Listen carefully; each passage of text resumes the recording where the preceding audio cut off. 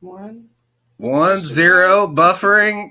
Thanks for another. Thanks for another edition, but also thanks for joining us for another edition of Chronic Conversations. My name is Jerry Anderson, aka Jerry Leonard. I'll be talking about my guest in a minute. First, let me introduce my beautiful wife and co-host Jen. Say hello, Jen. Hello, Jen. Where she be right here next to me tonight, and I'm going to talk about a place and Chip, I don't know if you guys do this or not, but some of my sponsors are just products I believe in. I'm not getting any monetary value or something like that. This is one of them. I believe in the people behind it, and these are people that put out a good product. So let me talk to you a minute about Not Bad Creations. It's for all your paracord needs. They make jewelry, watches, motorcycle get backs, whips, dog collars for dogs or date night, your preference, and even created a belly band for a monkey, whatever that is. So it sounds like they can make just about anything you need. They have great products, and like I said, they're made by great people. You can look them up on Facebook as well as links on the Chronic Conversations timeline for prices and more info. Again, that's Not Bad Creations for all your paracord needs. My guest today, my friend, my mentor, my brother, my enemy, my everything. He is from Movement Radio. He is a former pro wrestler. He is a current pro wrestler. He is a podcast host. And I would like to introduce from Movement Radio, Chip Brown, aka Chip Hazard. Man, thanks for joining me so much.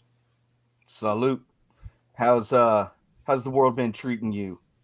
Well, the world's a crazy place. It's been treating me good, but my old brain don't accept that sometimes, and it be feeling bad. But I'm feeling really good and excited right now to talk to you. How you feeling tonight? How's your holidays been so far? Holidays have been great. Been on vacation for the last 2 weeks. Nice. Some much needed mental health days. So I know how you feel there. More importantly, man, I'm just glad to see your smiling face. Thanks, brother. Yeah, I appreciate it, and I appreciate you joining me. And there's actually, you know, what's weird is when I first started doing this. First, let me preface this by saying that there's a lot of people I owe a lot of gratitude for. A lot of people who supported me were there for me in some kind of role, from your host partner Talon to people. I could go on and on, but I'm afraid I'd miss too many people, so I'm just going to cut it real short.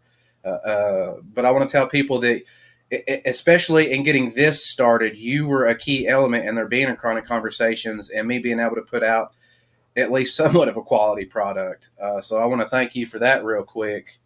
Anytime. How did you get started in podcasting? What made you decide to go this way? Man, so Talon and I had talked about it for years. Man, we need to do a podcast. Man, we need to do a podcast. And honestly, didn't know how to do it. Right. So I started doing some research. I bought a tablet, just a Samsung like Tab A Pro, and bought this little bitty mic that plugged into the USB, and that was what our first podcast were on. Yeah. And it was fun. We did it. We worked together at the time. So we would take our lunch, we'd go do a podcast, and then we'd come back. But man, it spiraled from there, and we're now 244 episodes in.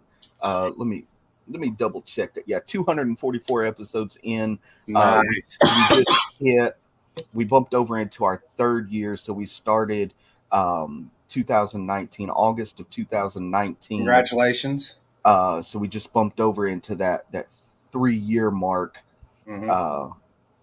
And honestly, I haven't looked back since. It was something that helped me mentally through the pandemic, because I was able to talk. I was able to talk to people and everything. Connect. Yeah. So it was definitely a mental health helper.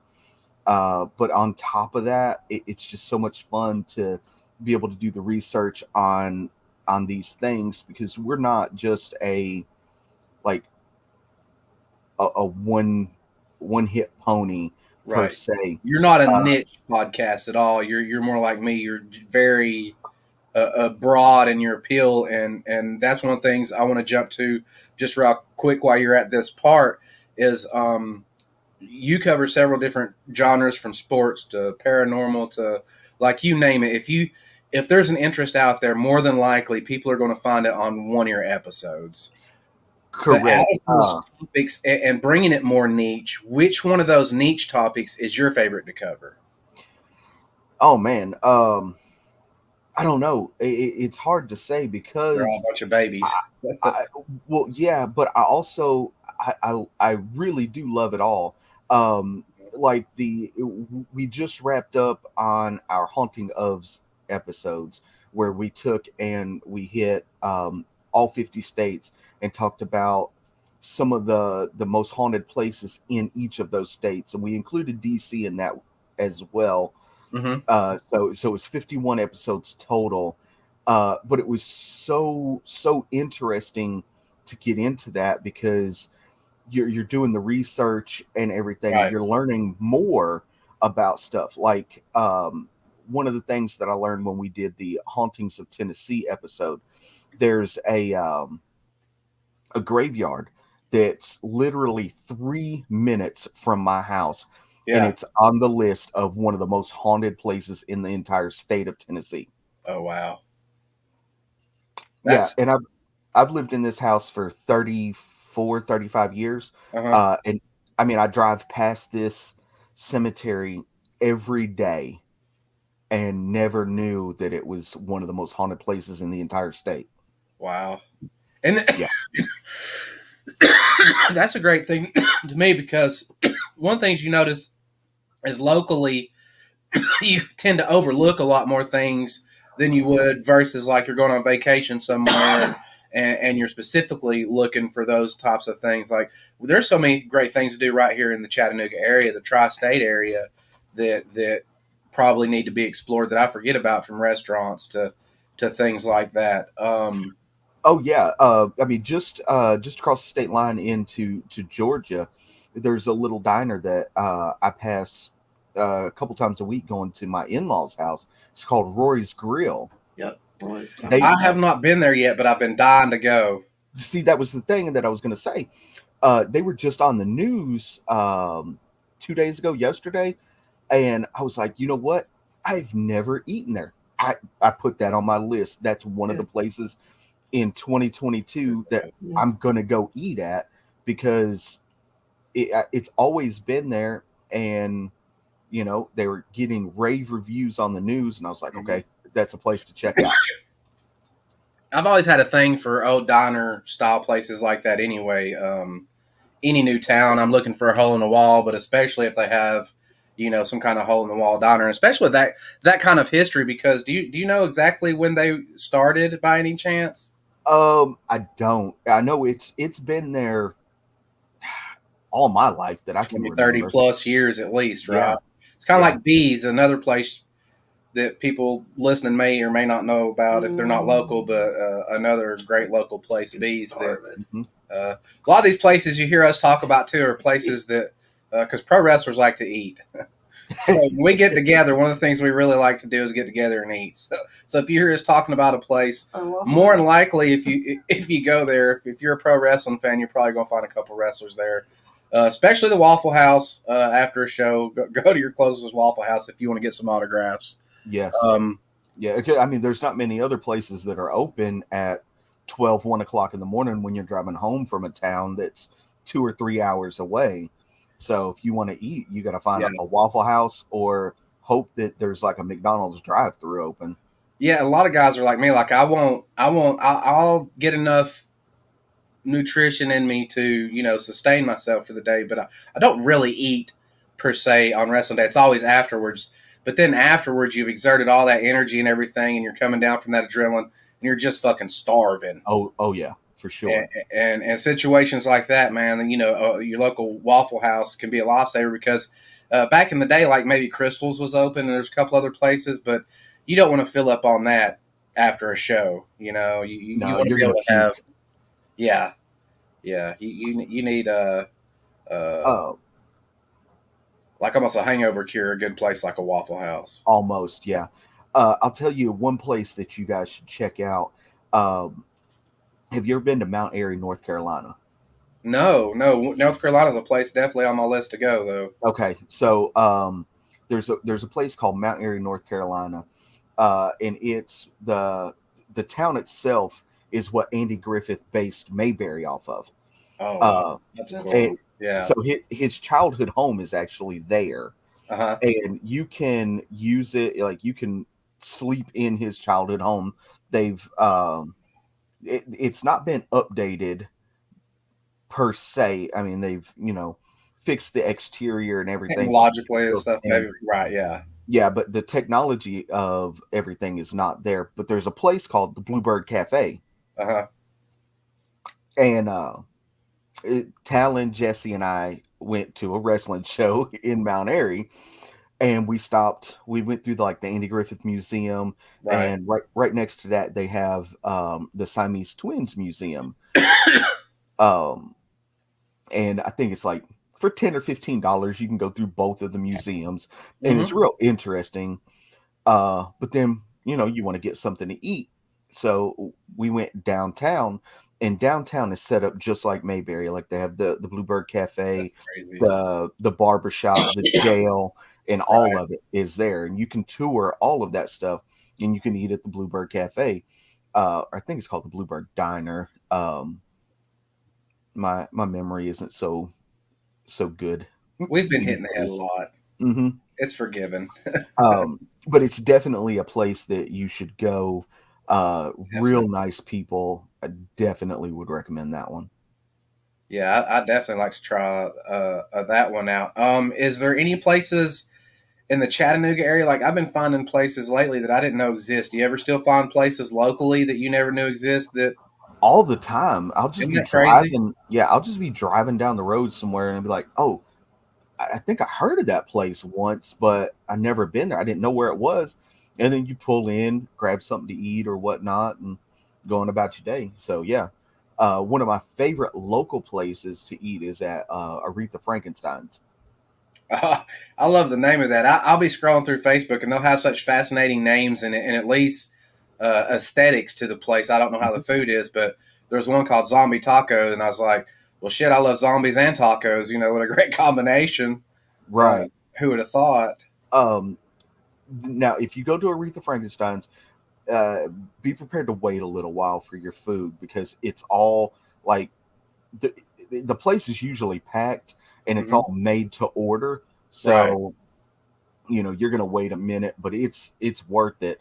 Yeah. Um, and you can actually buy their pancake mix at Food City locally, and the best pancakes in the I'll have to world. try I'm some. Yeah. telling you. Yeah, Yeah. I'll have it's to it's try kind some. of expensive. So it's $4 or $5 a box for the pancake mix, Right. but it's the A only nice pancake mix. splurge. Yeah, it's the only pancake mix I buy anymore. Yeah, that's yeah. I like some pancakes. Speaking of breakfast foods, what's your favorite place to have breakfast at? Because really, it's one of my favorite meals of the day. A lot of times, or evening, I'll have that. If we go to a Cracker Barrel, that's what I'll have a lot of times. Is there any certain restaurant or place that just really makes it the way you like it that resonates with you? Man, I tell you, it's hard to beat the All Star Special at the Waffle House. It really is. Uh, Jen's it, go to, yeah. yeah, anytime we go on vacation out of town or whatnot, we always go there because the boys eat good there. Hmm. Uh, and I mean, you get a lot of food for a little bit of money, and it's well Right. worth it. So Everybody leaves full. Yeah, my go to is pretty similar. It's just minus the waffle. It's the two egg. But a place I really like going to, and it's because there's not really a lot close by me anyway, is Denny's. I don't know if they still have it, but they had this skillet breakfast that had chorizo sausage, and it's the first place I ever had chorizo was at Denny's. chorizo And is Or good. Shoney's Buffet. yeah, Shoney's buffet. That's talk about some stuff in the past I've seen on Facebook. There's a Remember Chattanooga page, and that's one of the things I remember growing up. That was one of the first buffet situations with that Shoney's buffet, right? Get as much Y- bacon as you want, as much sausage as you want. Like, Yeah, I used to love that, and I'm so sad that they've taken most of the Shoney's out, shut them down, and then I'm gonna date myself here for a minute, but do you remember Yeah. Stacy's? What is that again? Stacy's. Stacy's. So it's what became Ryan's. Okay, okay. I remember. You know what I do remember is a place similar to it called Bonanza, Yes, and then I think that was similar to Stacy's, right? yes, Along the same. Okay, okay. I think I do remember. yeah. But then all the Ryan's steakhouses shut down. Um, Man, I think the only Golden Corral around my location is in Fort O now. Yeah, Hmm. yeah. That's not that far from us, but yeah, it's not. It's one of those crazy things. Some of those old places, or even I saw one that always strikes my memory. It's the first place it got me on the road to one of my favorite things to get anywhere if it's not breakfast, and sometimes with breakfast is a country fried steak. Oh yeah, And there was this place called Po Folks. I haven't heard of that one. They had like po' boy sandwiches, like these fish or shrimp sandwiches, and like they'd have country fried steak, and it seemed as an adult now looking back some kind of mix between maybe a New Orleans Southern type cuisine, Okay, but in a sit down restaurant type of place. And they don't I have a lot of places like that in general anymore, do they? no, and then I mean, we're 2 years in, but I mean, the pandemic really killed off a lot of those good, like, Mm-hmm. mom and pop kind of restaurants that you wouldn't, if you didn't live in that town, you wouldn't really know about it, but they're some of the best eating that you can ever get. Yeah, yeah, yeah. It's man. Jumping back, no good segue, but I wanted to cover while we are talking about paranormal things Yeah, and ghosts. Have you ever had any kind of paranormal experiences, from Bigfoot to UFOs to ghosts to anything, just out of the any kind of I experiences? no, I never have. And it's funny because I'm so interested in that stuff, but I'm somewhat of a skeptic, as you Mhm. can say, because I've never had that experience. I know Right. people who have said they've had experiences or Hmm. whatnot that I 100% trust and Right. believe Right. that they had that experience, Yeah. but I never have. So I'm not positive if ghosts are real or whatnot. You know what I mean? Right.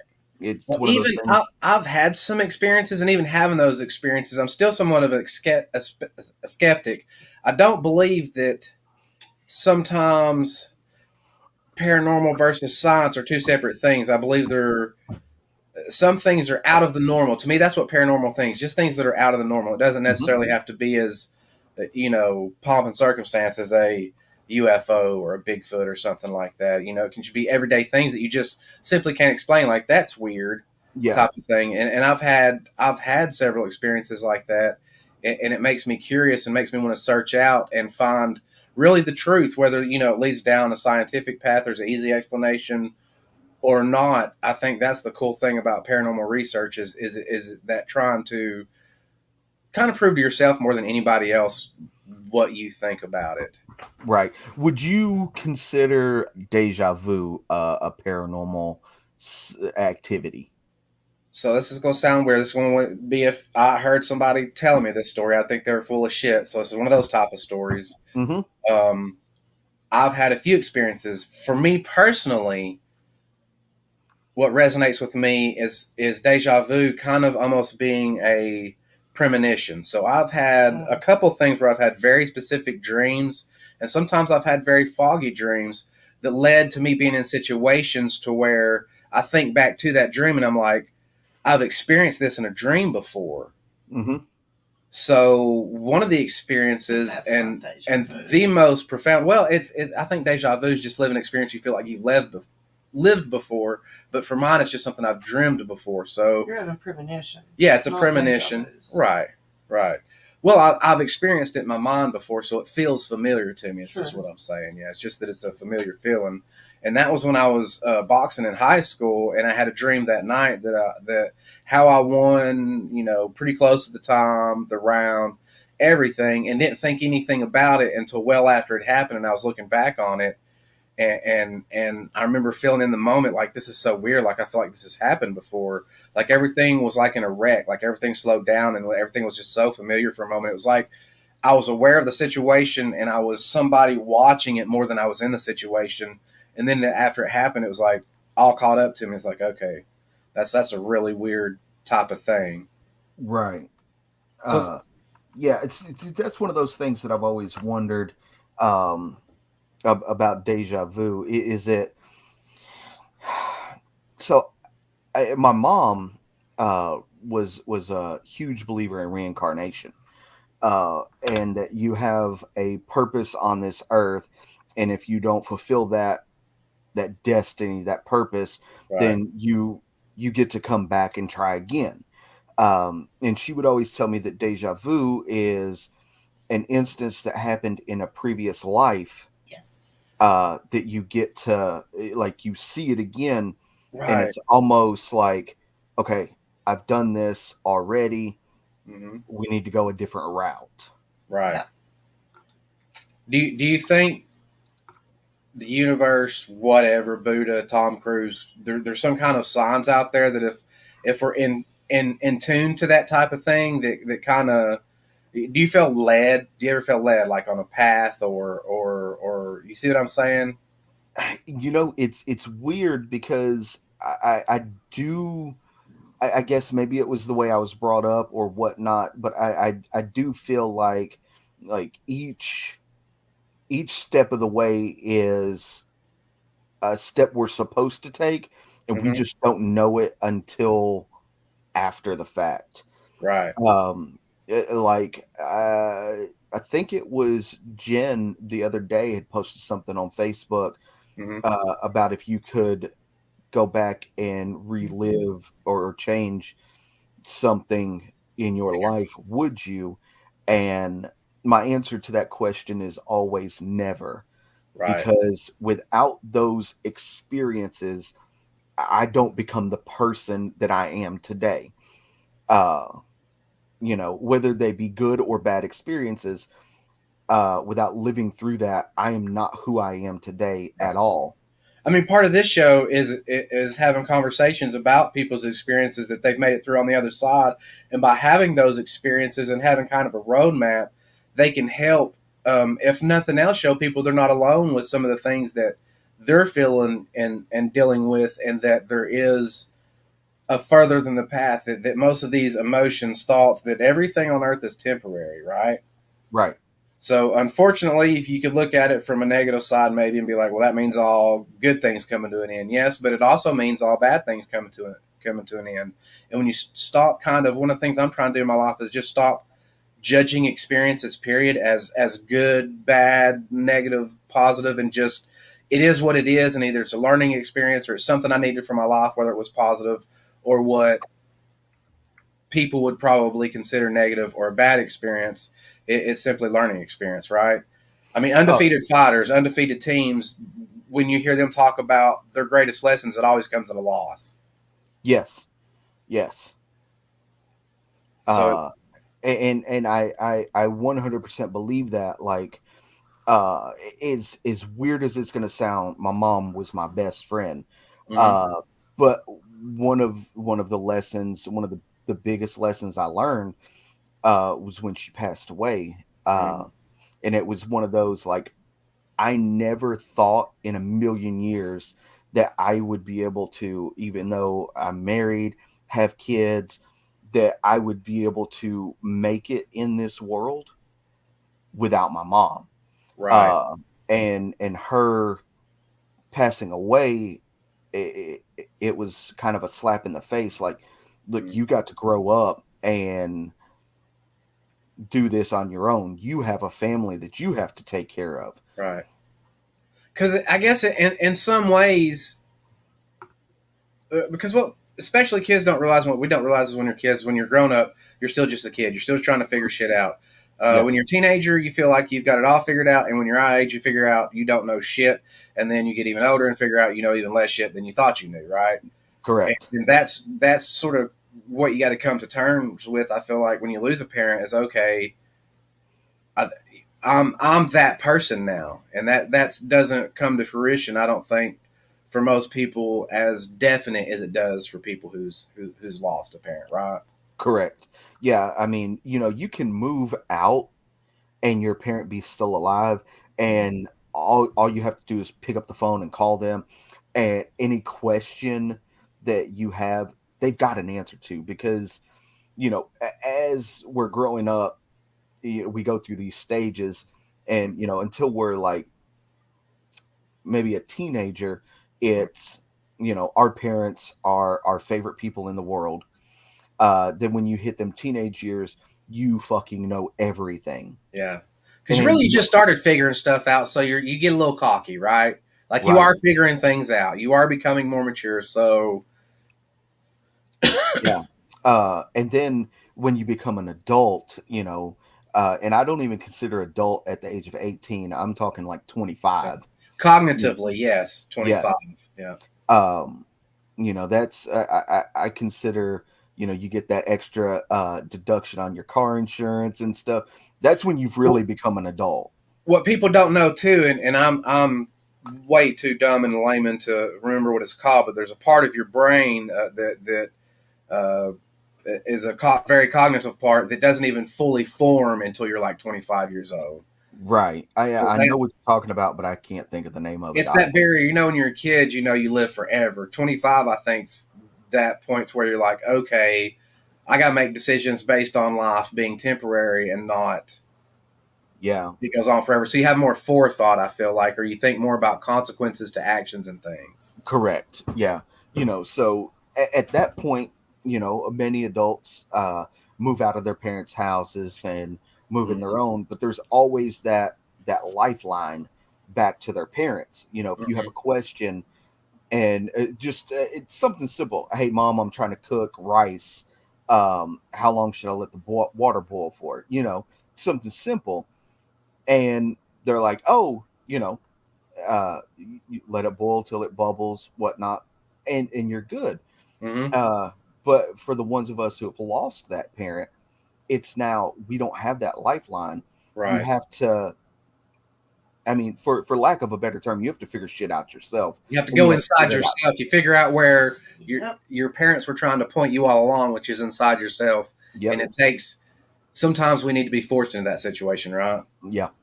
Yeah. And as shitty as it sounds, like I feel my heart goes out to anybody who lost a parent, but you Mm-hmm. you honestly don't know what living is until you've lost a parent, because you always had that lifeline. If you're living in an apartment and you don't have money to pay your lease or whatnot, you can always go back home. You need a But meal. mhm, You're hungry. you You know, just little short on the lots. You had a bad you day. had a bad day. yeah. Yeah. But there's so many times over the last 5 years where I've picked up my phone, because I still have my mom's number in my phone, and I've Mhm. picked up my phone and gone to call her, and it hit me like a ton of bricks. Like I I can't do that. I've got to figure this out. Uh, and it's shitty. I'm Yeah. not gonna lie. But I've been it blessed enough makes not to you. have to deal with that yet, but yeah, it's one of the things that terrifies me just about as much as anything is because I know it's a process. You know, I know I've gone through some shit, and I know I'll get through it, but it's that it's a different shit, you know, and you got to learn all over again. Man, I'm telling you, it was the hardest thing I think I've ever had to go through. Uh and I dread when my stepdad, he's 81, and I dread and he lives here with us and Yeah, everything, and the boys, that's their grandfather. They love him. I mean, they every morning they're in there, they eat breakfast with him and everything. Like, I don't know what the fuck I'm gonna do. That's the hardest part too when you have kids, really, is because it's one thing taking something on, but trying to explain something to a kid enough a way for them to understand, but hurt them as least as possible too. Just as one Yeah. of those things when they say it hurts me more as a parent than it does you. It's one of those things you don't really understand, so you've had to do it. And I've had to explain to some kids they've lost parents and grandparents, Yeah. and it's one of the hardest things I've ever done. No, it is. And I'll tell you one of the coolest things that has happened recently. Grayson, my oldest, he was 6 weeks old when my mom passed, so he never really knew her. Right. But my mom was cremated, and we have a china cabinet with a Bradford Exchange Elvis Village Mm-hmm. in it. I Uh, saw Jessica's post about this. yeah, and anytime anybody comes over to the house, just out of the blue, he tells them, "Here, come here, let me show you something. My nanny is right there." Uh, and like I said, he knew her for 6 weeks, and but that's not Right. really anything. And just it's crazy how like stuff like that happens. Happened. And he's like, that's my nanny right there. And his cousins came over yesterday, and he was telling them, and they were all looking like he had, you know, 10 heads or whatnot. What the hell is he Yeah. talking about? Right. And we tried to explain it to them the best we could, but they're still kids, so they don't know. Right. Plus, we become desensitized as we grow older because we numb ourselves to certain emotions and feelings and vibes because it's easier to do. Yeah. But kids, they just have something different. And two quick stories. One, my daughter, after my grand died, she had to be 3 or 4, but said that Gran had come to visit her, and I thought, oh sweet, she had a dream about her Gran, and she goes, but she was different. I said, how was she different? She said she didn't have glasses no more, and I thought, how funny that that's the thing that this child picked up on is that she didn't have to wear glasses anymore. And I thought, why would she pick up on it? I thought, why would she not have glasses? Why wouldn't she recognize where she was? And I thought, she doesn't need glasses anymore. And I thought, oh shit. Exactly. Then it gave me chills, and I thought about it. And Dude, then, I just got goosebumps right now. Like you yeah, telling me that story. yeah, Yeah, I that's, got them. yeah. Whew. Yeah. And then our grandson, Cade Man, oh God, like he's never really met his grandmother either, but He'll carry her little heart thing. he'll of carry her ashes. little heart thing around of ashes and not even knowing, like you said, will point to it, be the grandma. Yeah. And then Wave. he would, yeah, he'd look over up here, towards the roof a little bit and point. We'd be like, what? And he'd go, it's grandma, Wave. and wave, hey grandma. Oh And wow. it's like, oh God, you just wonder. It's like, if I could jump in his mind and his body and just experience what he's experiencing for 2 seconds, or remember, because I'm sure we had experiences like that as kids too that we've just blocked out, don't remember, or whatever. Man, I heard this thing the other day, and it's so crazy to think. So what if when you die, you always hear about the light at the end of the tunnel. So Mm. what if that light at the end of the tunnel The is train. no? What if it's you being reborn and coming out, and the reason that you're crying is because you remember everything, but you Right. can't tell anybody about it. And Right. then, as you get older, you start to forget that stuff. You know what I mean? Mm-hmm. And Yeah. it's like, because if you ask a kid what is the key to happiness, they'll always tell you, but I can't Yeah. tell you. Yeah. You know, but I can't tell you. And Yeah. then when they reach a certain age, they're like, if you ask them, they're like, I don't know what you're talking about. It's because they forgot all that And stuff. isn't it weird that maybe you're more one with the universe, God, whatever, at that time? Because isn't that basically what, whether you're a Christian and Jesus says, "I am the great I am, He who resides in me," it's in Mhm. me. Every Yep. religion says it's in you. So maybe all this time we're looking somewhere for a person or a thing that's really inside us, and this whole time the universe, we just lose that connection that we remember it's all inside of us, and that really when we're looking for ourselves or trying to become ourselves, really what we're trying to do is cut away the things that aren't, so we can turn back to that connection with consciousness, God, the universe, whatever you want to call it. Right. Yeah, I agree 100% on that. Yeah, it's one of those things. You know, you get our age, you start thinking about more and more. And I saw a film, a TV series, a short. You know, these short-lived TV series now they're like 7 to 10 episodes, and it's only Yeah, one season. It's they called call Midnight them, Mass on Netflix. okay, yeah, they call them limited series. Limited, yeah, limited Yeah, series. But this has probably the best and most philosophical and thought-provoking death scene I've ever seen in my life. So if you get the chance, at the heart, it's a horror movie, but it's so much more. It's so well written. It's a super well written piece that just happens to culminate in some horrific things. I'll put it like okay, that. It's really, I hate to call it a horror movie because then it makes it like a slasher or Nightmare on Elm Street, and it's not. This thing is Shakespeare. Okay, okay. so if anybody's out there watching, you get a chance, and you don't mind to be mind fucked just a little bit, then give Midnight Mass a chance, and it's definitely going to make you do some And you? He's very good. late night thinking. Yeah, is there anything out there right now that you're really paying attention to or watching or that's caught your attention? Man, I've been listening to this podcast called Bible Mysteries. Hmm. And it's have you ever heard of the Nephilim? I think so. That sounds really familiar. Okay, so from what I Hmm. understand, and I don't know a whole lot about it, Hmm. um, but the Nephilim are um, angels that have left heaven and come to Okay. Yeah. earth. Yeah. Um, but so I've been I just didn't know how really to pronounce that word. uh, I've been really interested in this podcast, Hmm. and it's so good. But it's one of those thought provokers, um, and it starts off with like the creation and where Lucifer himself came from, uh, and then it goes on. And each episode is about 30-35 minutes, Yeah. and it talks about you got the creation and then you got the idea that there's three heavens. Have you ever heard this?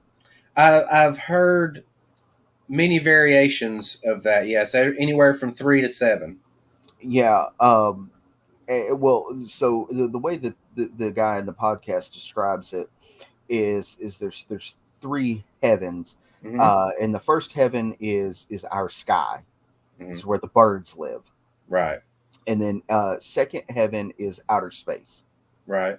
and then third heaven is where God's throne is, where Hmm. Jesus resides. And in the end times, third heaven becomes earth, and you The have New Earth. yeah, third earth, Right. per se, because first earth was created for all the angels to live, and Hmm. they had cities kind of like we do and everything. And the highest ranking angel was actually Lucifer. Hmm. So it went God and then Lucifer. He was like second in command Right. of everything, and he God's most beautiful angel, mhm. angel of Yeah, light. he was actually a cherub, is what they Yes. describe him as. Wasn't he Um, also like a minstrel? Didn't he yeah, musician for God? yes. And he had all the power that God had except for the power to create. Hmm. And he wanted that power, and so he tricked a third of all the angels Hmm. into following him, and then you have this great war Right. between the angels and God and Lucifer.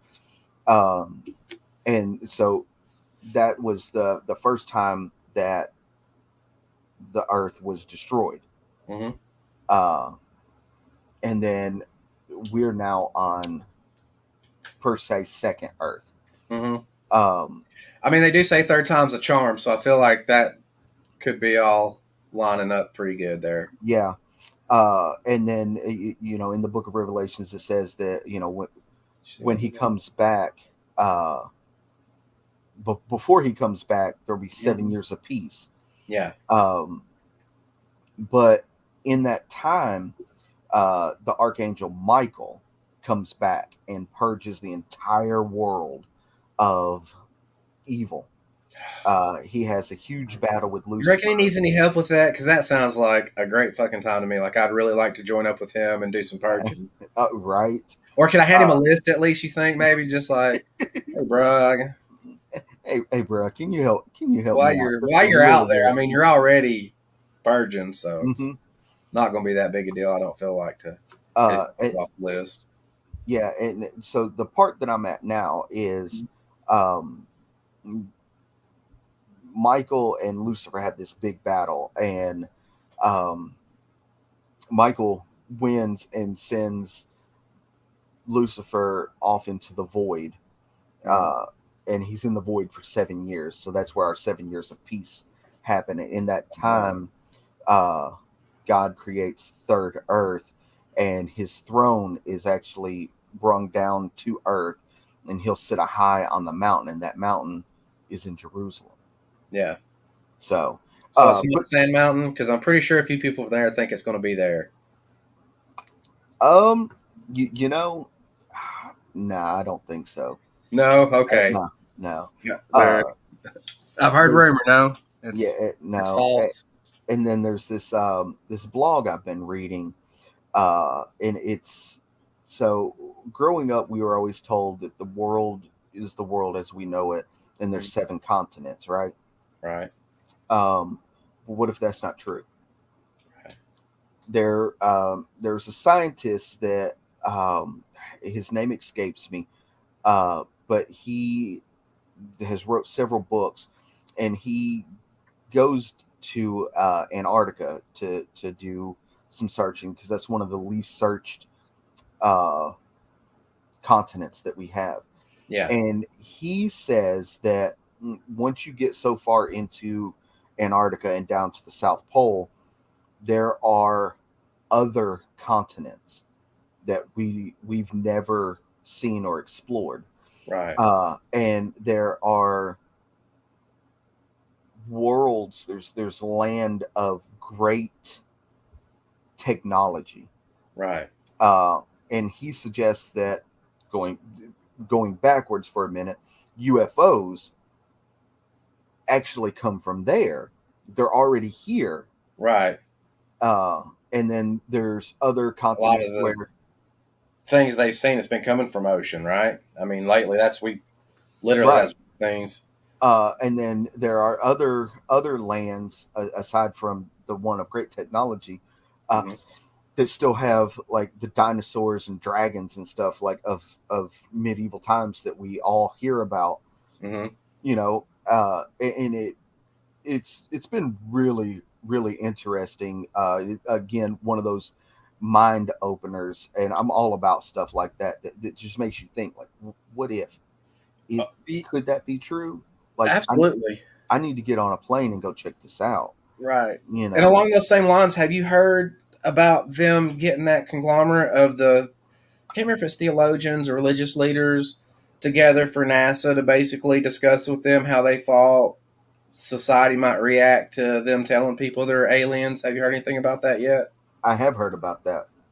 Uh, Well, and mean, so as skeptical as I am about paranormal, I do believe there are other life forms. mm, It's just not possible that we're the only form of life in this big in the ass universe, right? universe. Yeah. Uh, I mean, there's billions and billions of planets. And I mean, the Milky Way galaxy is just a small portion of, Such a pinhead in the overall scheme of things. It's yeah. crazy. So you're trying to tell me that on the third rock from the sun is the Yeah, only place the in only place, all of this galaxy right? that has life form on it? No. Well, on that, I mean, do you think society's ready on that front? How do you think if they were coming to you? What do you think your opinions or your perspective would be on how you think society react to them? Let's say there's a news program. Here's the president, state of the address. Here's what we know about aliens. Uh, Not only is there aliens, but there's thousands of different species that we know about. Like, let's go all out and say something like that. How do we react to that? I don't think the world's ready for anything like that. We can't even make it through racism. So how do we explain? I Or mean, a pandemic without killing each other over toilet paper. right, that's what I'm saying. Like, we can't even make it through 2 years of a pandemic. Racism is still running rampant, and it's. Right. I mean, it has, thanks to social media. I 100% believe this. Uh, I think social media has exponentially exploded racism, uh, and I think there's more to it than It's that. like But UFOs. that's, It's harder to hide, right? yeah. Social media. Well, and I think there's more to it than that. But that's the Mhm. conspiracy theorist in me coming out. I try to suppress that as much as I can, because there's a lot of conspiracies that I 100% think are true or could be true. Well, a lot of them have logic to them, and it's hard not to. You're like me, you have an open mind. So when you hear something, you don't necessarily believe it or not believe it. You're just taking in all the information and evidence and making a decision based on the best you can do, right? Correct. So a lot of Correct. times, and let's talk about what a conspiracy theory is. Everybody blows it up and romanticizes it in this big thing, and there's people talking in a secret room around a table. It's where people conspire to do something. There was a conspiracy the other day. We set forth to do this program Yeah. at the realest, lowest terms. But when it so people put such a negative spin on conspiracy theory that it's got to be something about when what makes some of them so believable is there's kernels of truth in it, right? Correct. So Uh, normally you and I both follow logic, but let's put logic out the window. Is there any what would you consider something of a crazy conspiracy maybe that you abide by that maybe the average person might think's crazy? Is there any out there? uh, there's a few, man. I mean, if you I just believe pro wrestling's real. uh, pro wrestling is real, people are fake. There Yes. is that one. 9/11 was an inside job. I mean, if you want to get me going, M, I mean, we know about MK Ultra. That's a conspiracy theory that There's might so not many we be do. true. Yeah, there's so that's what people don't understand is there's so many conspiracies that have been proven true, and that through the Freedom of Information Act and just redactions and previously secret information that we can go to that's public now, and Hmm. you can see right there some of the things, the Gulf of Tonkin, and forgive me if I just pronounced that wrong. There's probably some veteran Vietnam guys rolling in the grave. I apologize, but there's so many things that we know the Tuskegee experiments, MK Ultra. Exactly. Um, things that were totally true. And, we were talking about being in the military and stuff and being in the government, that there's far more true than probably people would ever want to believe. That's where you figure out that maybe sometimes your country's doing things that we only complain about other countries doing or think that other countries are the villains because of, right? Right. I mean, just look at Area Let me 51. preface. Let me preface by saying I love America. I serve my country. I'm a Yes. proud patriot. I love my country. I don't always love my government. Yes. Okay. Yeah, we will preface that. But I mean, just look at Area 51. Okay. So you're trying to tell me that the most secretive base that Right. nobody is supposed to go to, everybody knows about? Hmm. Why is that? Right. Why is that? If they want you to know something, why do they want you to know? Because there's going to be a reason. Let me just tell you from experience, and you'll know this: the military doesn't do anything without a reason or a plan. That is 100% correct. Um, so what's going on at Area 51? I don't know. Right. I don't know if they're housing these quote unquote UFOs, um, or aliens or whatnot. But there's something going on there. They're probably going to show up at my doorstep pretty soon because Right. of this. Is that somebody Uh, knocking right now? yeah, no, I don't hear a knock at the door. you know, That could be um, even worse. right. Uh, but there's something there, because you can't have all of this. Um, Lost train of thought there for a second. You can't have this big area guarded so Right. well for there not to be something there. Yeah, You because know, it's a lot of time. It's a lot of logistics. There's a lot that goes into protecting a secret facility. You know, it's Exactly. it, So yeah, a book that I have read and am rereading. It's by Jesse Ventura. Obviously, you know who he is. Former pro wrestler, former governor of which Minnesota. one is it? I've read a couple of his books. So it's the Americans Conspiracy Theories. I don't think I have read that one. Okay, I recommend that one. I mean, he I'll has definitely pick several. that one up. He has one called the Marijuana Manifesto. I've read Uh, that one, I was just say, obviously. obviously, yeah.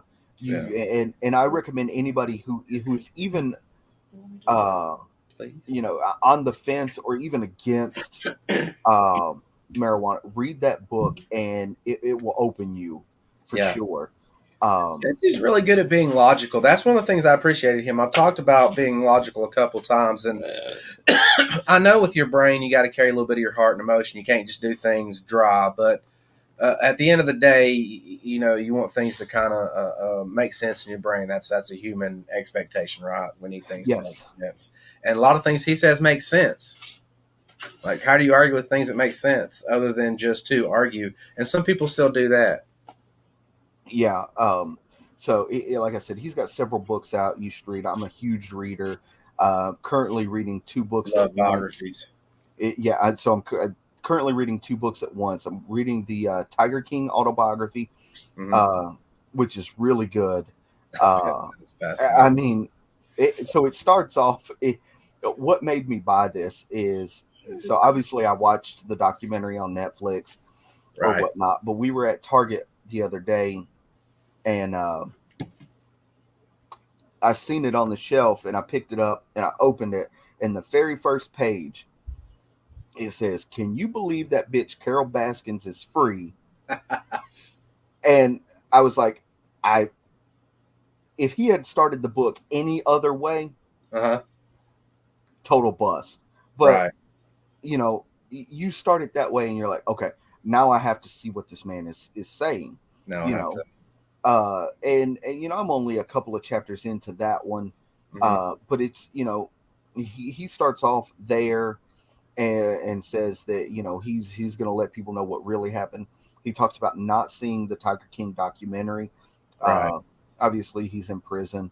Right. I don't know if they have Netflix there, but I hear that even in prison they have certain amenities that I don't have as a free man. I was fixing to say I've seen lots of videos on that.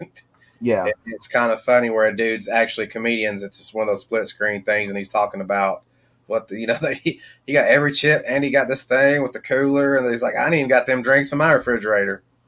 right. Um, so that, and I'm reading Storytellers by Dave Grohl. Hmm. So I was a huge fan of Nirvana, still am. And Dave Huge fan Grohl. of Dave Grohl just in general, and Foo Fighters as well. hmm Definitely. What a dude! What a Uh, fascinating figure. so yeah, I definitely recommend that book to anybody. And I find it weird because there's a passage in the book where he talks about meeting um, some of his idols and Mhm. how cool it was and how down to earth they were, and they just hung out with him and talked to him and everything. And then I remember back to like my days wrestling and how like when you meet your when you're coming up in the business Yeah. and you're on these shows and with some of your idols or the guys Mhm. who have done the stuff that you're trying to get to, Right. and you're always told, hey, don't be a mark, and all that, like I hate fuck. people tell me that. I wish I had been, because let me tell you, that's the reason most of us get in the business, because we're a mark. So you know what? If you want to be a mark, be a fucking mark. Because I wasn't. I don't have pictures. I don't have video, because I grew up with that same mindset of don't be a mark. So I was always Of all the quote unquote names, the big time TV wrestlers that mhm. I've ever met, I have my picture with three: Yeah, Steve Carino, Jerry Lawler, Gangrel, four, and Ricky Steamboat. yeah, Uh, and there's so many that I've been in the ring with or Mhm. hung out with and stuff, you know, from the Ric Flairs to the Ricky and Robert, Yeah. Scott Hudson. Quick story about Robert. I was reading his thing, and he actually had a thing on there about why we wrestle and what it meant to certain fans, and how they may not have a good meal or not have all that what they sacrificed to go to the show to just escape from life for a little bit. But what a lot of people don't know is a lot of our idols, and sometimes they do say don't meet your heroes, and in some situations you definitely don't want to do that. Really, for the poker. Hang on just a second. I'm Yeah, sorry. I'll figure it out. I'm gonna actually turn around and grab something that I want to show you real quick. 2 seconds. Go ahead and grab it. We're just should be one of those. Whatchamacallits in there? It's in the box. Oh, there we go. Welcome.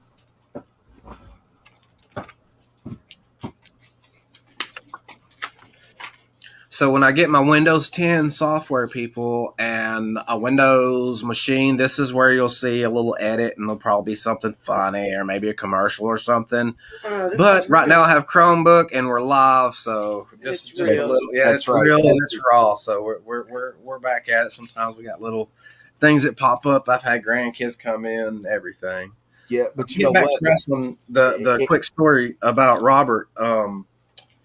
And I'm not know we both got tons, but this one probably meant the most to me because growing up, the Rock and Roll Express were my idols. Oh yeah, Tag team wrestling and same here. And being able to share the ring, with those guys was like a dream come true, and so amazing. I mean, in the handful of matches that Talon and I had with them, I learned so much. yeah, Not only as a wrestler though, like just sitting in the back and you know talking and hanging out yeah, Ricky and everything. Like you learn like how to be a person, yeah, you know. I mean, for lack of a better term, you know. right. I mean, so They're both Ricky and Robert are both such great guys. Let me preface with that. And I don't maybe you had a bad experience with them. So I've heard of people having bad experiences, whatever. This is my personal experience with them, right. and they were always such great guys. First of all, Robert Gibson is so charismatic. Like people have compared him to Lance Storm and talked about, but I remember that dude that was throwing up the "I love you" sign, and the dude when him and Ricky had a feud, and he threw up. Like when they allowed him to be on his own and he came through, like he had such charisma. So let me give him credit where credit's due because a lot of people talk about Ricky, but Robert is an amazing guy himself. And Ricky, so jumping around a little bit, Robbie Griffin ran UEW at the time. He asked to describe him in one word on Facebook recently, and I said a giver. He laughed at it. Robbie is a giver. He loved wrestling, and he loved the people that wrestled for him, and he helped make some dreams come true. And he made my ultimate dream come true that I got to go over in a match with Ricky Morton doing the double drop kick. Like that was the finish of the match. Like you couldn't have given me. There's no memory that stands out more than that memory. Right. Fast forward a little bit more. I'm at my first. This is a Paulie Lee show. It's one of the school shows or something before he had that little every year thing or whatever. Yeah. There was probably, a legit 650, 750 people there. Oh, yeah. Most I'd been in front of 200, maybe 300 people. So there was well more than double. And just hearing them talk was loud. I show up late, so I'm running late. I'm getting my boots on. I find out on first match. My music's practically playing. So here I am, still pretty green, probably white as a ghost.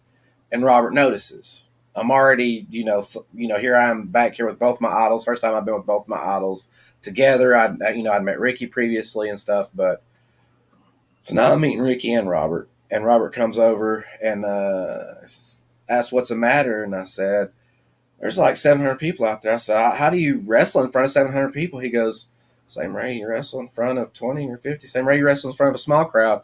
And it was such a simple piece of advice and so profound at the same time for me. It like really hit home and it made so much sense. I'm a logical guy. And I was like, you're right. What does it matter if there's 20? I do the same thing no matter what. And I went out there to have probably one of my best matches I've ever had because I felt so comfortable and so confident after he took time, seen I looked like I was a little disheveled, was like, hey, what's going on?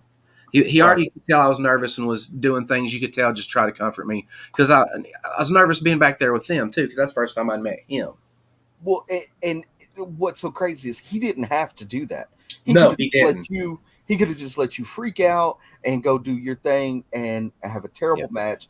But he took it upon himself to come up to you and say, hey, kid, what's going on? Before seminars were a thing, him and Ricky both came down to the place where I wrestled. And basically, before we had the name Seminar, gave us some seminars and kind of tightened up our game in some areas where we were still a little too independent.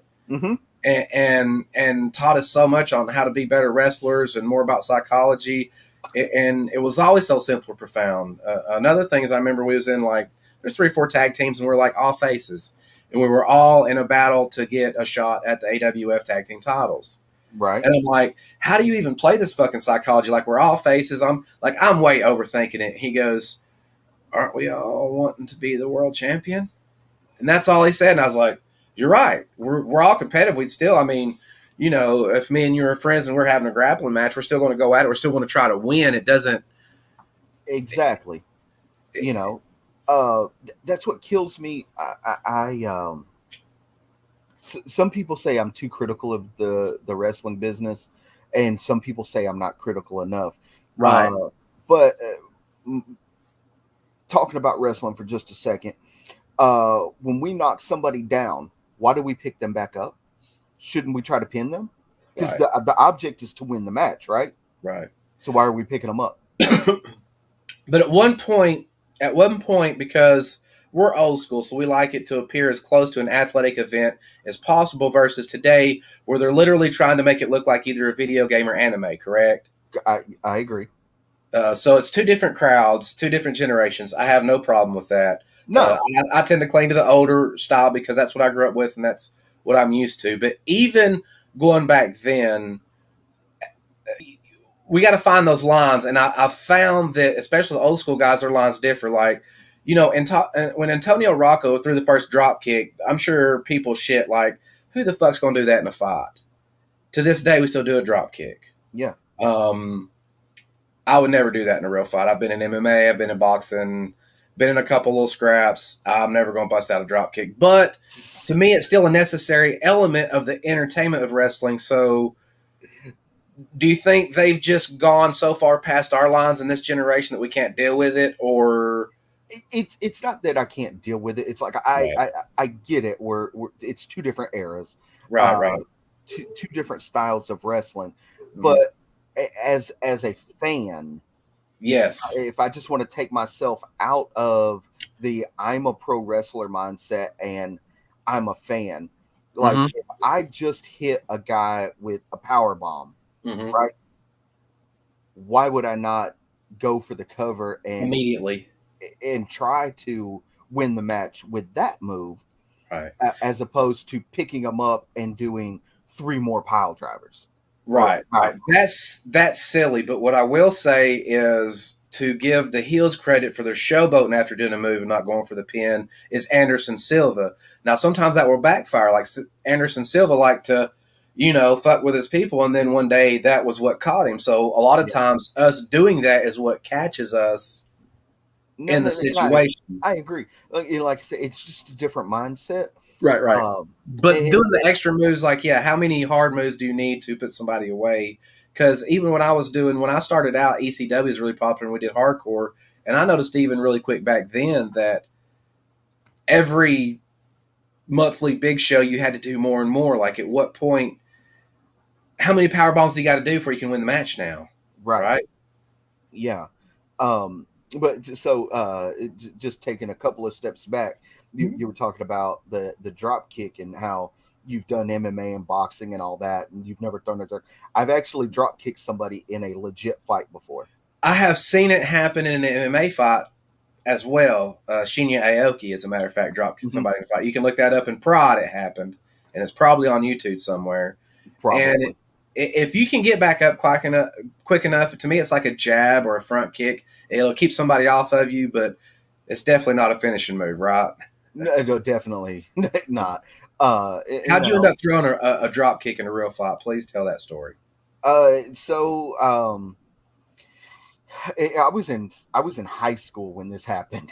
So this is, pre actually training to wrestle Right. and everything. And there was this bully who always he was the big bad. He, Of was course. fucking with everybody Mm-hmm. and all that. And one day he started fucking with me, and he said, after school, I'm beating your ass. I said, I just laughed at him, Mm-hmm. because I mean, my mom always taught me, the best thing you can do with as a bully is to not be scared of them. Right. So I just laughed at him. I was like, whatever. So we get on the bus, we get off the bus, and he starts shoving me, and I'm like, look, man, I'm not gonna fight you. And he shoved me one time, and I took probably 3 or 4 steps back, and it hit me in my brain. I was like, you kick this motherfucker in his mouth and he's gonna leave you alone. So Yeah. I take about 3 steps and drop kick him dead in his face and knocked one of his teeth out. I never had a problem with him since. Right. It's most bullies were that way. Even if it was a situation where the bully could whoop my ass, if I stood up to him, in most cases, it earned enough respect where they left me the fuck alone. Like I remember Exactly. one in junior high one time, and it was out of pure emotion. I wasn't thinking. He slapped me, and automatically I slapped him right back. And he was stunned, and I was stunned. We stood at each other there for a second. Yeah, that's what it was. We shared a locker, and he was above me, so there was always a little Tension. ego and give pull and stuff. So yeah, one day I stood up and I don't remember if I said something, he said something, and he hauled off and bam, and I hauled off and bam, and we're both just standing there staring at each other. And after that, it was like, okay, we're cool. Yeah, it's like okay, yeah, like It's okay, like I get shit. I this. don't want to get slapped No, again. yeah, it's like okay, he'll slap me back. I'll slap him. Yeah. That's cool. He's not going to get. But a lot of times we react out of emotions, because we are younger, and that's one of the things. Yeah. I don't really necessarily have New Year's resolution, but there's always things about myself I'm working on, Oh yeah. and every great philosopher talks about it's greater to control yourself than anything else. Yes. So being less reactionary is one of the things I'm working on most. What is Chip working on most right now? Man, I'm working on being a better father and a better husband. I it's, down the line, I want to be a better human being, Right, a better person, a better friend. But there's like right, priority. yeah, Yeah. right in front of me, I have a 3-year-old and a 5-year-old little boy that I have to be a better father to them Hmm. than the father that I had. Um, I mean, I can go off onto that story. My father, he wasn't abusive uh, or anything. He just wasn't really ever there. Um, I have 4 older sisters, so I was basically raised by my mom and four Yeah. sisters. My dad, he worked third shift, 6 at night to 6 in the morning. So by the time I was getting up to go to school, he was going to bed. By the time I was getting home from school, he was getting up and getting ready to go to work. So we didn't really Yeah. have that bonding opportunity. Right. Right. Um, then he got mixed up with some hard drugs. Mom and him divorced, and one thing that it resonates and is stuck in my head, and it has been for shit. I don't know. That's what 20 years ago, maybe, Right. maybe longer. The last thing that I can remember him saying before he walked out of my house was he pointed at me. He was talking to my mom, and he pointed at me, and he said, "He'll never be shit without me here." And I do what? Ta-da. Oh, she's kicked Oh, the table and we I was kind of talking had a about little Chip, vibration. how he Oh, said Chip. that guy said he wouldn't be shit when he left. Oh, He's yeah, gone, man, and ta-da, now Chip yeah. is. Ta-da. yeah. Do you think that puts something in us? It's a good positive thing in the fact that we talked about there are no like good, bad, negative, whatever. But Mhm. it's productive in the fact that it pushes you to be what he said you weren't. But this Right. is pulling back to there's a destination. Are there many paths to get there? Or do you think it's like the string theory thing with every decision we make, it takes us to a different destination? Or there's just different ways to get to that same destination? Because No, I feel like you would have made it without that, but you know what I uh, mean? So there's that I, free I will do think versus there. Yeah, I do think there are many paths to reach that destination. But like I said when I was talking previously, uh, without certain things happening, I wouldn't be who I am today. right. Mm, I feel as if my father had stuck around, had he not gotten on drugs, I would be maybe the same person but different, if that Right. makes sense. Right. Um, Maybe because you when wouldn't my have dad, as much compassion for certain things or people or other things right, because so you've so experienced what when it's my like for some. Yeah. right, so when my father was around, he had a good job, and we didn't want for anything. But then when he left, um, I had to get a job. I'm 15. I have to get a job to help mom pay the bills and everything, and that taught me priorities and everything. And I don't think that I would have learned those as quickly as I did had he still been Responsibility. around. Yeah. Yeah, so that goes back to, everything happens for a reason, and if we don't experience even the negative things in our life, we don't become who we are the way we became them. You Right. may still wind up, that person, Mhm. but at 38, uh, it may have taken me another 10 years To to be get there. compassionate and everything as I am now. Right. It's sort of like working out. Like I tell people, people are like, you can work out and then still get hit by a bus and die. But to me, like working out, being healthy, things like that is as much about the quality of your life as the quantity of your life, right? Yeah, It's nice 100%. if you can add some years, but if you're taking care of things, and I'm not as young as I once was. I'm not old yet, but I'm as good once as I ever was. I was just going Like to say, that. I'm not as young as I once was, but or I'm not as good as I once was, but I'm as good as I've ever been. Yeah, yeah, You know, yeah. I could still give and take an ass whooping, but the days are coming where I won't be able to, and it's nice yeah, to know that with things that are hard work, that if I didn't learn hard work and I don't pursue those things, then I know the exact cause. I'm feeling like this because I don't do this. That's one of yeah, the great things about being a grown up is everything's black and white now. You don't rationalize with yourself as much. You don't lie to yourself as much. Things like that. exactly. Yeah. Um, So, back to what we were saying though, is I'm trying to be a better father to my kids, a better husband to my wife, right. and a better friend. This from experience. I try to reach out to people and see, Mhm. how they're doing and stuff. And I feel like I could do better at that than I already do. Um, and I want to get there. Mm-hmm. But I have, certain things that I have to take care of personally Right. before I can do that. Well, yeah, you gotta fill up your own cup before you start pouring out to other people, right? And that's a very important lesson that a lot of times, unfortunately, we don't learn till later on in life as well. Is that Right. you can pour from the empty cup. It sounds like a cliche, but all cliches, like conspiracies, have that truth in it, right? Exactly. Exactly. So yeah, that's me. That's I'm just trying to be the best me that I can be. Right. Well, lightening it up a little bit. Let's talk about one. Tell me what is the funniest thing that has ever happened to you in pro wrestling? Oh,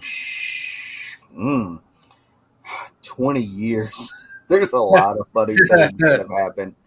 What's the first thing that comes to your mind when I say that? Having a guy shit on himself in the middle of a match.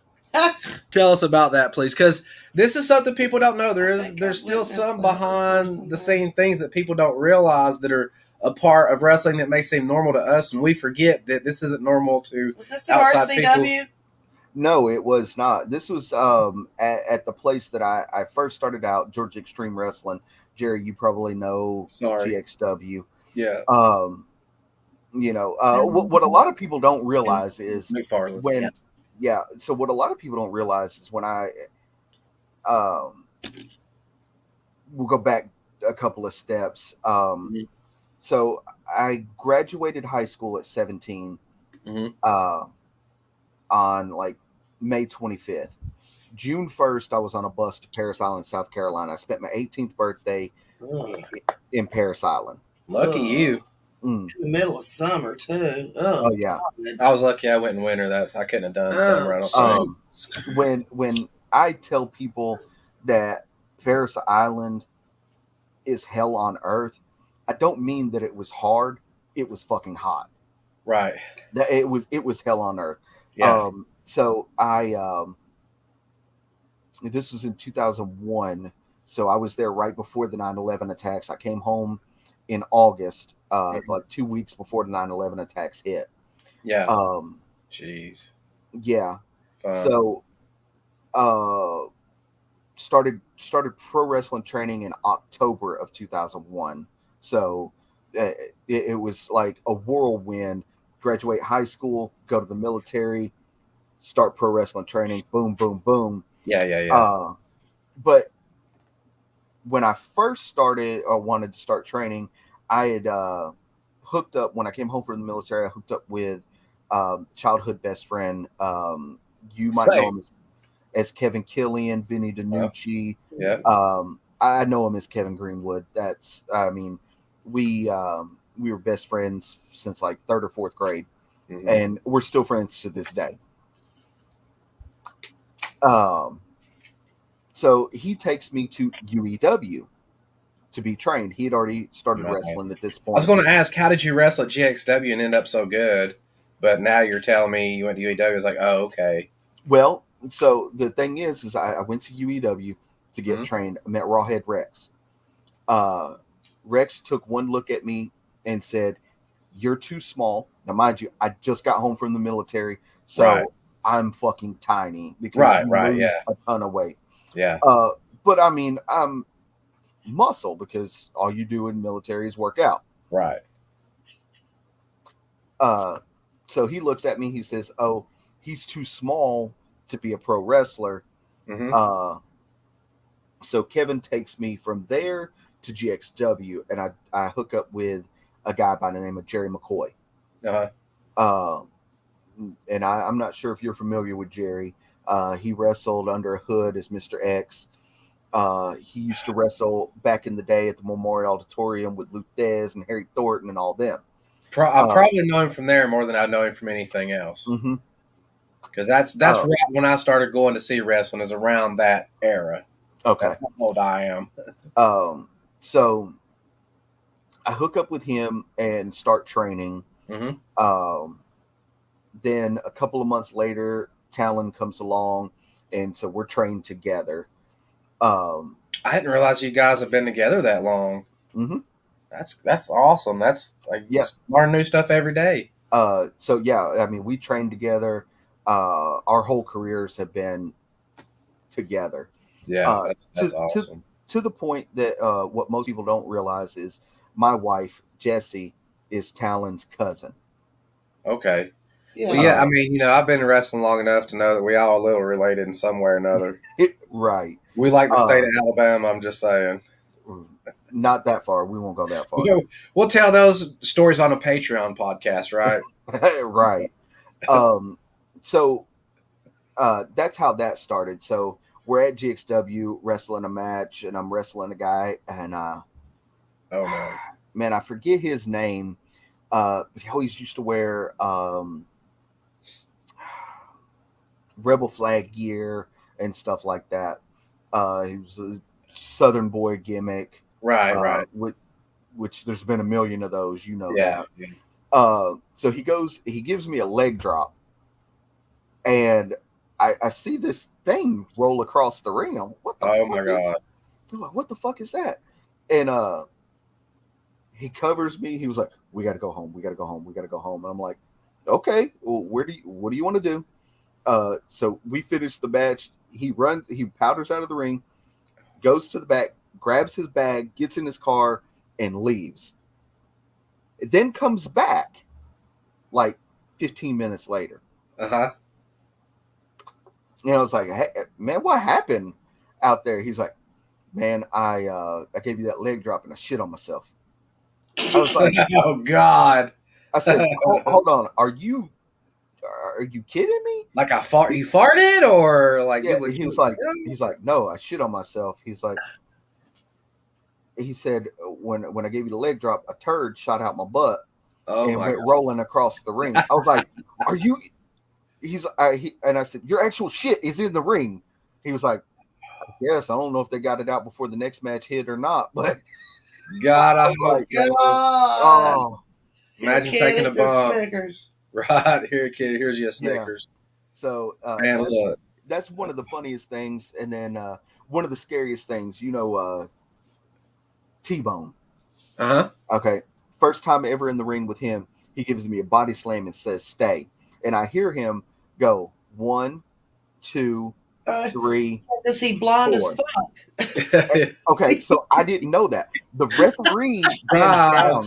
Yeah, the referee bends down and says, he's blind, and he has to count his steps to make sure he is doing, or he's in the right position.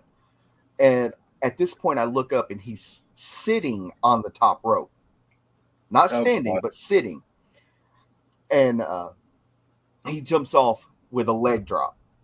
And it was the prettiest, sweetest feeling leg drop I think I've ever taken. But I was scared to death because I was like, oh man, he's going to fucking land on me. I'm dead. Because he's like 3 times my size. Anytime a dude that big says stay, I'm automatically nervous going, maybe I will. Maybe I won't. We'll see. What you got in mind, big boy? Yeah. Especially these days, I don't like surprises. No, so that was probably the scariest, or one of the scariest moments ever. So, well, I've had a bunch of funny moments too, all the way back. Kerry Morton is making his rounds now too, and he used to go out and take. You may remember this. He used to do this thing where he'd go around and collect everybody's wrist tape out of their bags when he was little. Yeah.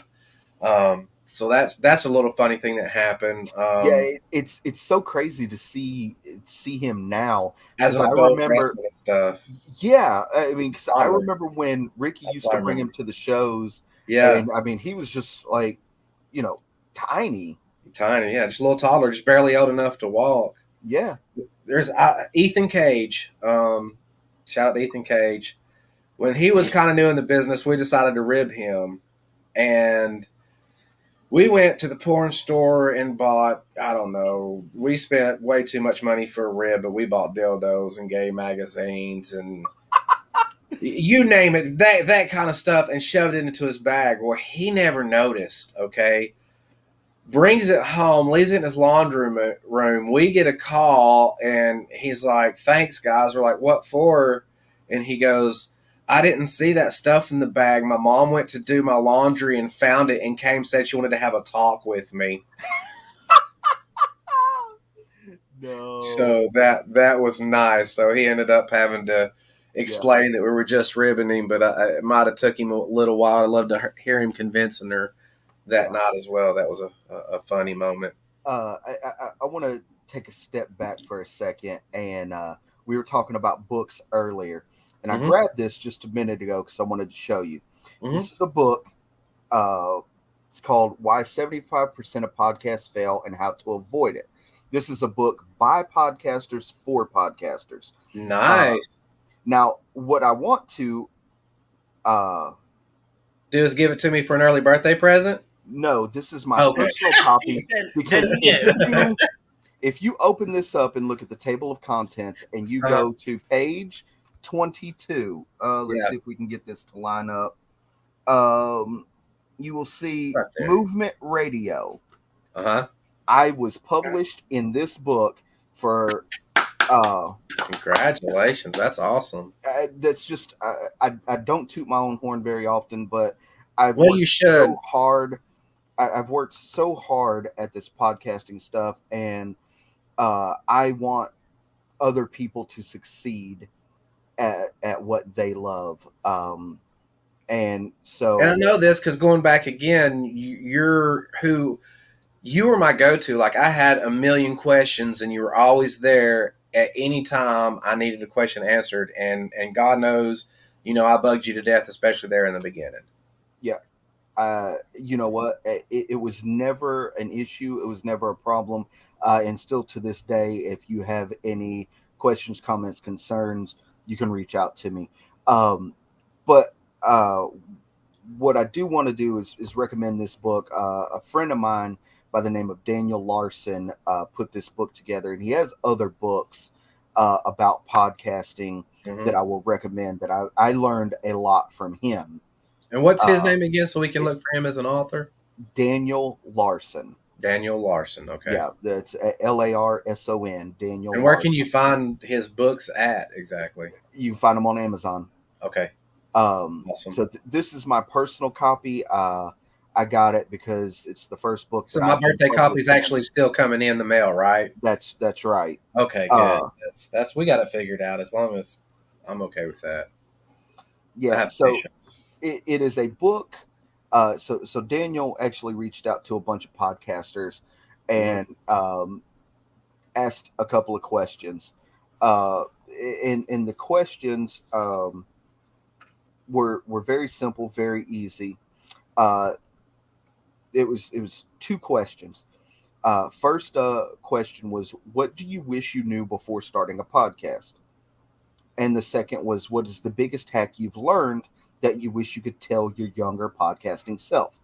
And so there's 100 questions. Yeah. Yeah. So there's 100 different podcasts, 100 different people that have contributed to this book, and they the light is glaring on it. I just want to get it. 100 different podcasters contributed to this book. Nice. And they all answered those questions. So if you are trying to start a podcast or are stuck in kind of like, where do I go next? Or damn, what kind of hacks can I use or whatnot? These are some that I live by to this day. Right. And I kind of did this, but still, advice I would give to people starting a podcast is to do it, because you will find a million reasons not to. You'll question yourself. You'll doubt things. But when it comes to it, at some point, you got to stop planning, stop thinking, and just do. Right. So that is a philosophy that I live life by, as a whole. Right. If you want to go on vacation, just do it. Yeah. Right. You can earn more money. You can't earn more time. Right. If you want to, be a ballet dancer, go do it. If you want to be a podcaster, go do it. You want to be a wrestler, go do it. Because the more don't do it thinking you have to be the best in the world. Start out thinking you just want to be the best that you can be at that project. Shoot for that first. Yeah. You can always earn more money or but you can never get back the time of wondering what if. So, I mean, if I could just give anybody out there listening one piece of advice, it's going to sound cliche, but Nike hit it on the head when they said, just do it.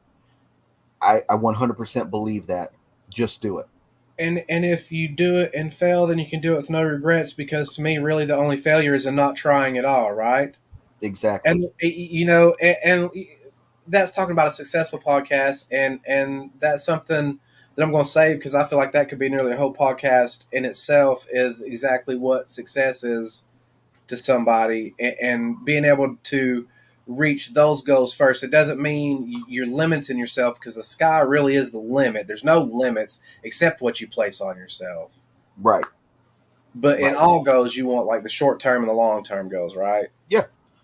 I mean, you're say your goal in life is to climb Mount Everest, right? Mhm. Well, you're not going to do that on day one. No. But what you can do is you can start, and you got to conquer this hill, and then that hill, and then that hill, and you gradually build up. It's almost like a staircase. You just got to take your Yeah. steps up.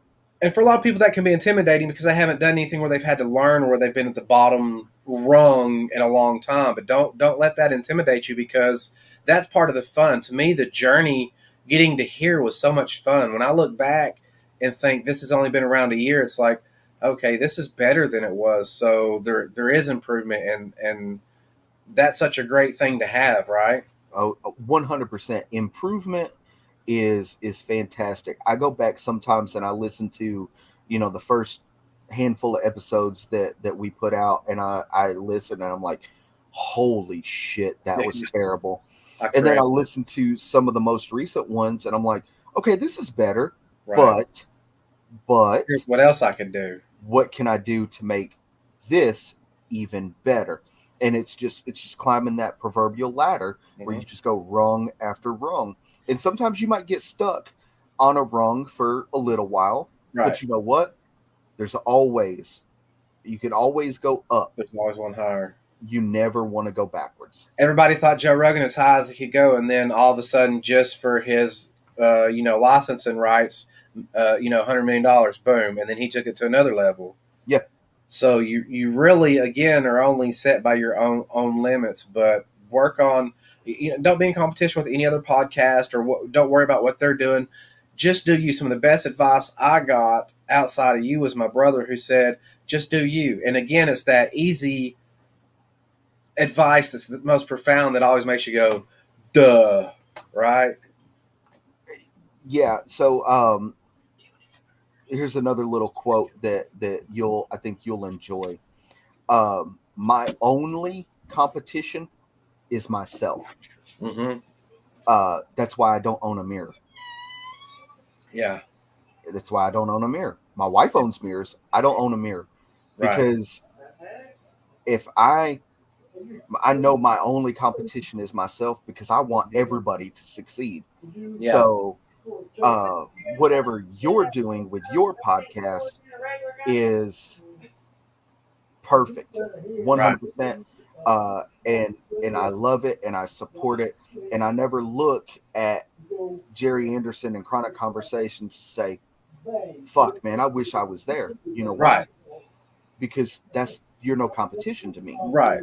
And that's not degrading you or your product, but it's we're different people. We're different. Right. You do a different style of podcast than what I do. And that's kind of why when Movement Radio started, we were a 2-man team, and we've grown into a 3-man tandem. Right. If you've never listened to the podcast, they play really well off each other.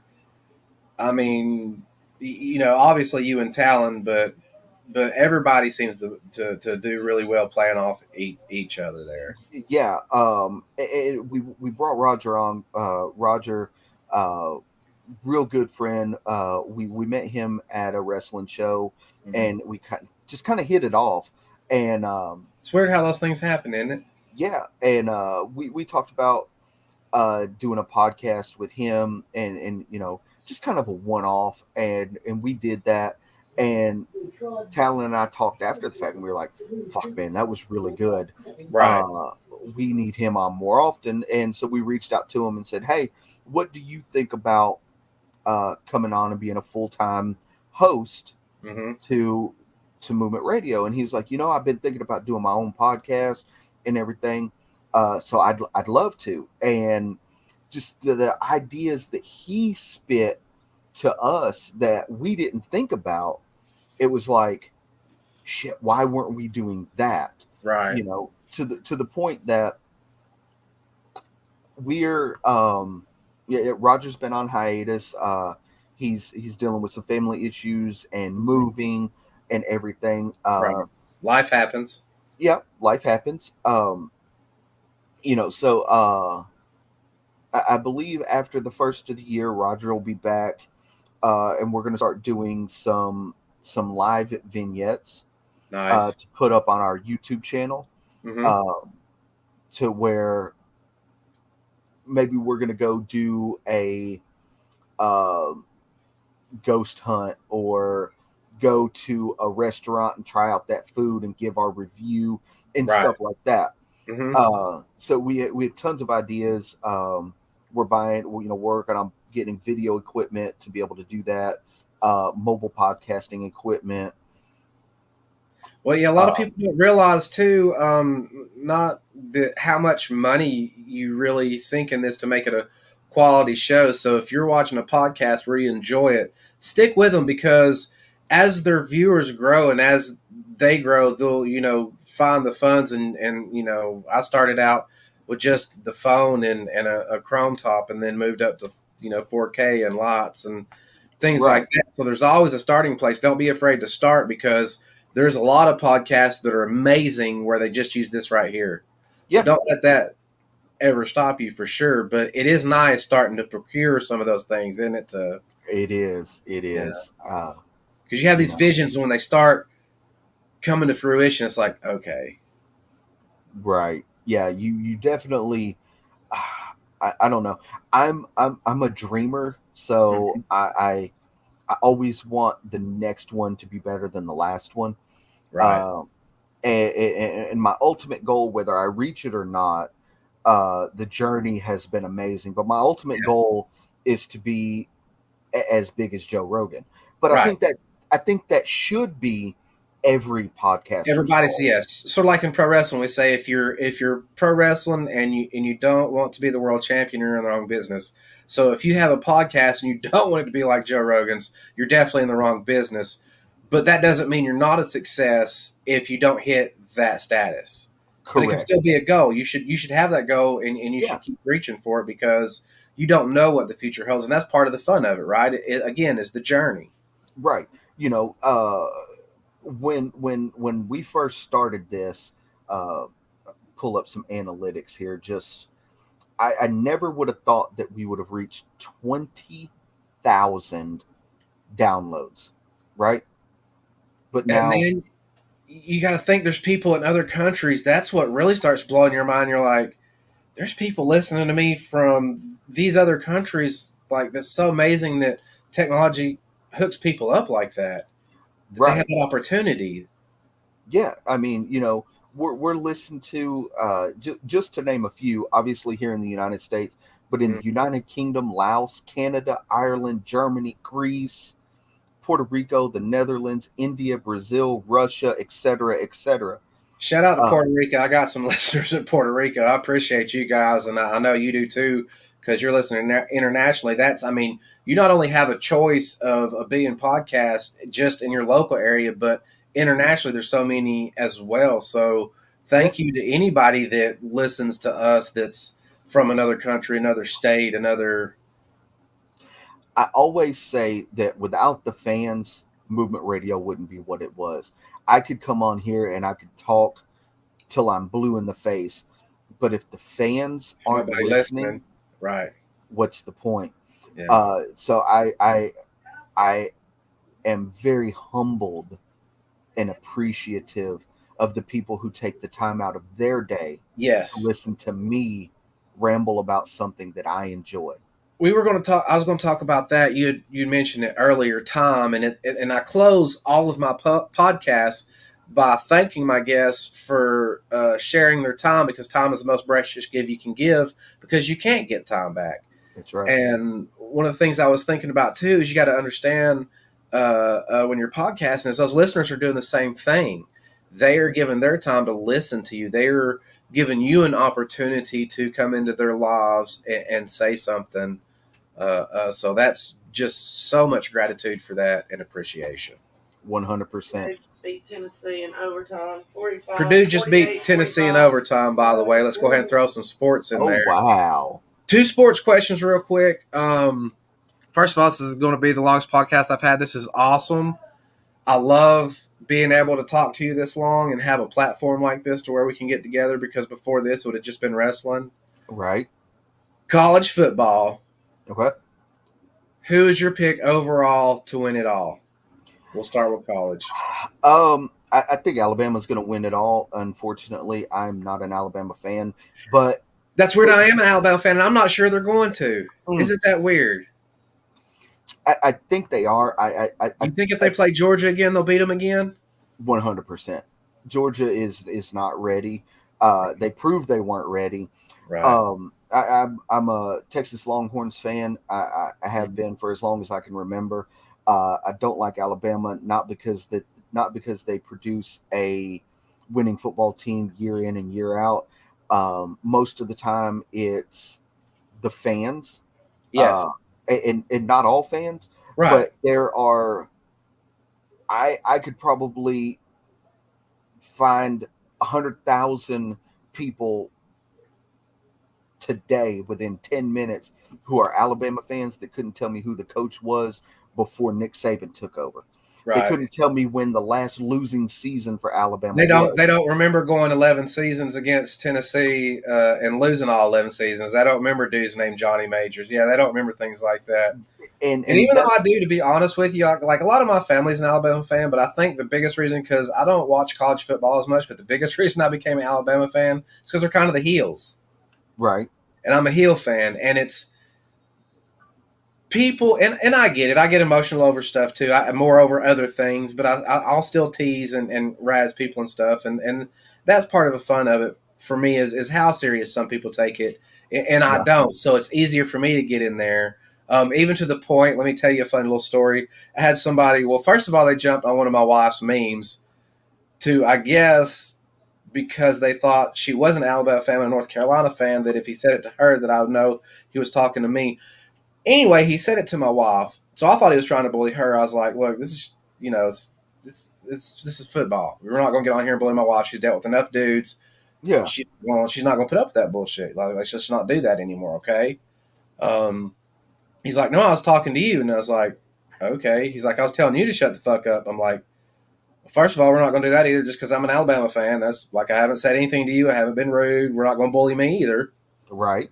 That conversation got a little more interesting for a while, but we agreed to disagree, and that's part of what I think is funny is the emotionality of fans like that. Now, he happened to be a Tennessee fan. Let me preface by saying, as much as I'll say it and give them shit, I don't hate the Tennessee Volunteers. I don't hate the Georgia Bulldogs. I don't hate their fans. It's all heel stuff for me, just like in pro wrestling. In Right. real life, I love everybody, and I hope your team wins, because mine does all the time, and it gets on my fucking nerves sometimes that they win all the time. You know what I mean?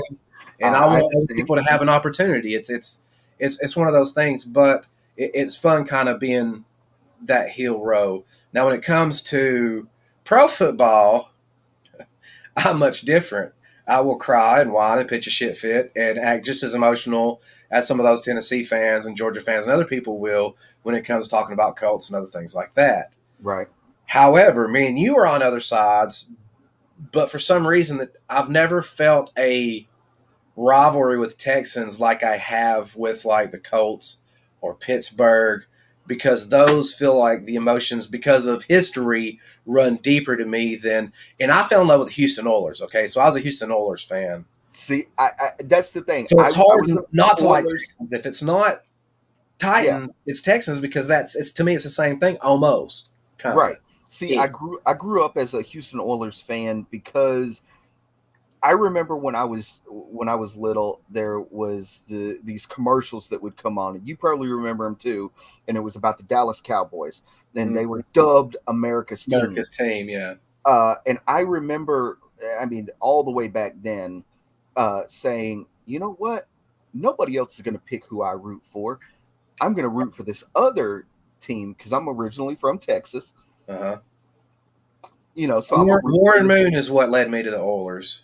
I'd Okay. never seen anything like him. I just started watching football, and he was so different. I'd never seen anybody do some of the stuff he did. Warren Moon is one of the greatest quarterbacks to have never won the big one, Mm-hmm. in my opinion. And maybe that's bias, the bias in me coming out, Right. because Mine too, he because did I'm going to both agree with you.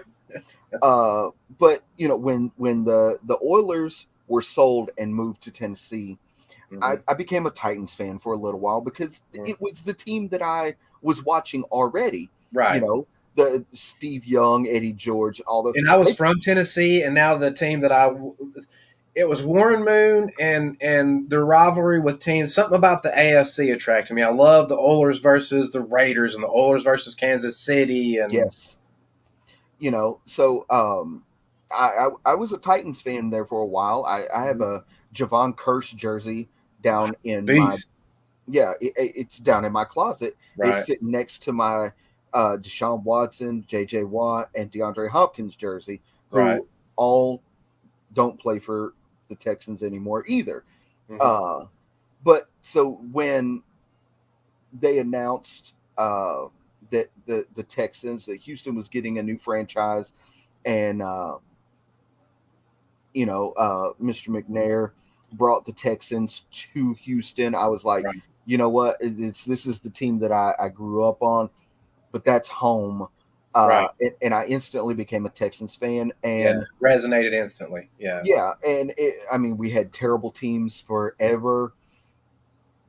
We played with a quarterback that I can't even remember his name. I just remember we called him Clipboard Jesus. So definitely.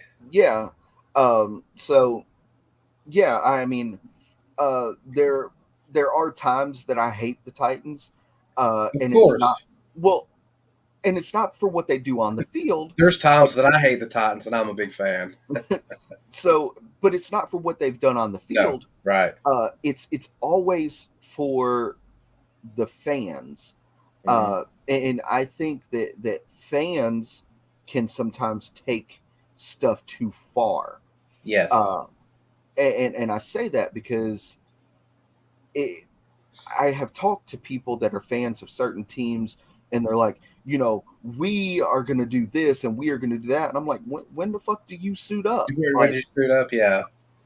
Yeah, it gets a little ridiculous. That's like I said, you that's know, part of the fun in college football that I have is you I can understand if you had a family member that played for the team why you'd have that kind of emotional connection. If you had played for the team, there's a million reasons, but you don't have one out of the million. So like just let right? it go. At the end of the day, it's fun. It should be fun. It's just for our enjoyment, for our entertainment. It's Yeah, guys playing a game. exactly. I mean, while we're talking about sports, I'm a Texas Longhorn fan. Uh, Basketball, football, you name it, I watch on the Longhorns. I'm a Houston Rockets fan, a Houston Astros fan, and a Houston Texans fan. Uh, and but above that, I do enjoy watching football. So if my team isn't on, I will find myself putting other games on Uh-huh. uh, and watching. Yeah. So I can do that, but I used to tell people I'm not so much a pro football fan as I'm a Titans fan. I don't watch a lot of other games unless I can rationalize a reason to do it. Like maybe Pittsburgh beat us this week and they're playing somebody, so I want them to get their ass whooped. So I'll watch right, that game. One of those top things. But for me, both playing and watching organized sports, for me, it was always more the single person sports, both participating in and watching that I've been a bigger fan of the MMA, the boxing, the pro wrestling, just about any combat sport, really. so Um, Out of I those, have what is your favorite?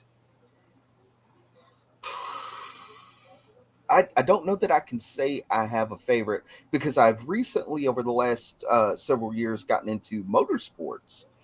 Um, I really enjoy rallycross racing, uh, Formula One racing. I just recently got into MotoGP about Mhm. halfway through this season. Uh, so there's that I'm now interested in too. Interested in this, Um, your attention. mhm, We you know, it's funny, some of those are too. There's certain sports that I call TV sports, and there's certain sports that I call live sports, yes, and there's certain sports that anytime I had a chance, I would go to live, but I might not necessarily watch on TV. Some of those, for example, are hockey. Live is different, and the motorsports. That's the other thing we were just talking about. Some of the things I do watch on television, not the NASCAR so much, but live now, I'll go to a NASCAR race with you anytime you want to go. I'm more into, like you said, like the Formula One. I want to see more of a variety in the tracks than just the I'm not a huge fan on of TV. right. Well, I'm not a huge fan of the ovals. Yeah, yeah. Is what Want to be live because it's fast. It's yeah. women are flashing. There's alcohol, stuff like that. It's a great experience, but it doesn't translate to TV for me. Right. A buddy of mine has been trying to get me to go to a NASCAR race with him for a couple of years now. And I've never really enjoyed NASCAR racing. Mm-hmm. I quit watching it when Earnhardt Sr. died. Yeah. I used to watch it a good bit before then. But when Senior died, I was like, you know what? Man, it's going to be hard to replace that guy. Yeah. Even back then, it was what I call my back and forth sports. Like there's certain sports that I can watch for moments at a time, but I can't sit and watch a whole game. And NASCAR and baseballs are one of those, or both of those. Now, see, I can watch a whole baseball game. Yeah. Now baseball is one of those sports you have to see live because there's so much other stuff going on, in between innings, and stuff like that. They do all kinds of other stuff. Yeah. So that's one that I think you would enjoy live as opposed to on TV. But yeah, I used to watch it regularly, but that was back when Chipper Jones was playing. So if that tells you anything, it's been a year or two since I've really kept up with it. Yeah. If I kept up with it now, it'd just be because I wanted to be a team that was opposed to the Cincinnati Reds, simply because Josh Stone likes Cincinnati Reds. Shout out to Josh Stone, who's also a Florida State fan. And who does that? See, you're a logical guy. You like Houston this, Houston that. This dude, he likes Cincinnati Reds. He likes Florida State Seminoles. Like, make up your mind. You Northern, you Southern. Like, are you confused? Are you? What's going on with Josh Stone? Can we figure this out? Oh no. Hold on. I'm gonna do you one better. Okay. Talon, I love him to death. Okay. Yes. But I think I tell him this all the time. I think he threw a dart at a map when he was choosing his teams because he's a Miami Dolphins fan. Oh no. He's a Miami Hurricanes fan, so we're good there. Okay, yeah, two for two there. Then he's Memphis Grizzlies.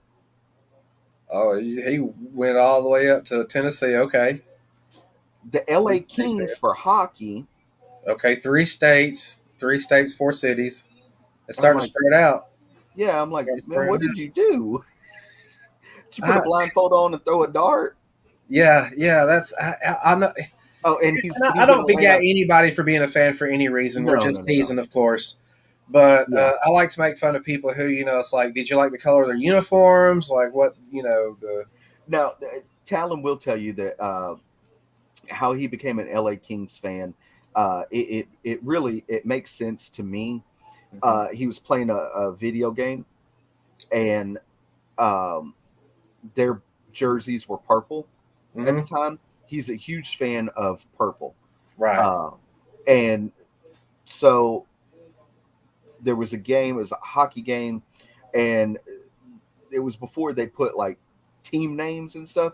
He played as the purple team, and he was watching TV one day. The Kings were on, they had purple jerseys, and he was like, okay, that's my team.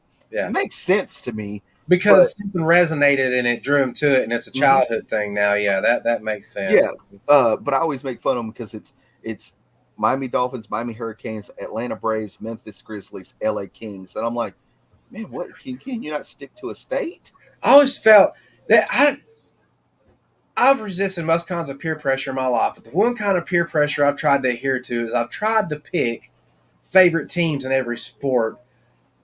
But if I'm really honest with myself, for the most part, there's a lot of teams that interest me for different reasons in different sports. Like, again, when I was a kid growing up, what got me into basketball was being friends with this. They were super obsessed Celtic fans, and it was back when, you had the big Celtics Lakers rivalry. Yes. That's what, and then, I learned about Michael Jordan, and it delved me. What do you think's missing from sports today that people are lacking being able to resonate like they used to back in the day? Why is some of the emotion missing? Social media. Social media. I 100% like social media is good and bad at the same time. Because I say that Michael Jordan was the greatest basketball player to play. Right. And the reason I say that is because he transcended the game in a time that, And in a way that people don't understand that weren't there. you know, Yeah, there's 4 packs. now you have Facts. guys like LeBron James and Steph Curry who Something going are on. major stars today, right? But would they be as well known and major? No, this will work. Mayonnaise. Just mayonnaise. Sorry about that. No, you're fine. You're fine.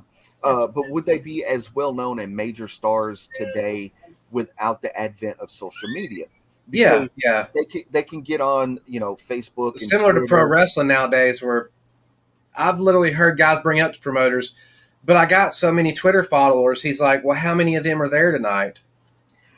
So I have actually heard the opposite of that, where a promoter would say, how many Twitter followers do you have? If you don't have X amount of Twitter followers, we Right. can't use you on this show because we're trying to reach a broader audience.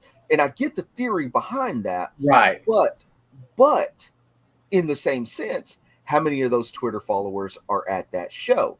How good is the show going to be if, like you said, if the show has 2 people in the crowd, as we saw with the pandemic, even though some enjoyed it, it lost me totally. Like pro wrestling to me, I'm sorry, without the crowd. Some of the theatrical stuff was nice, but Yeah. the dome thing stuff, I literally stopped watching the whole pandemic until there was a crowd again.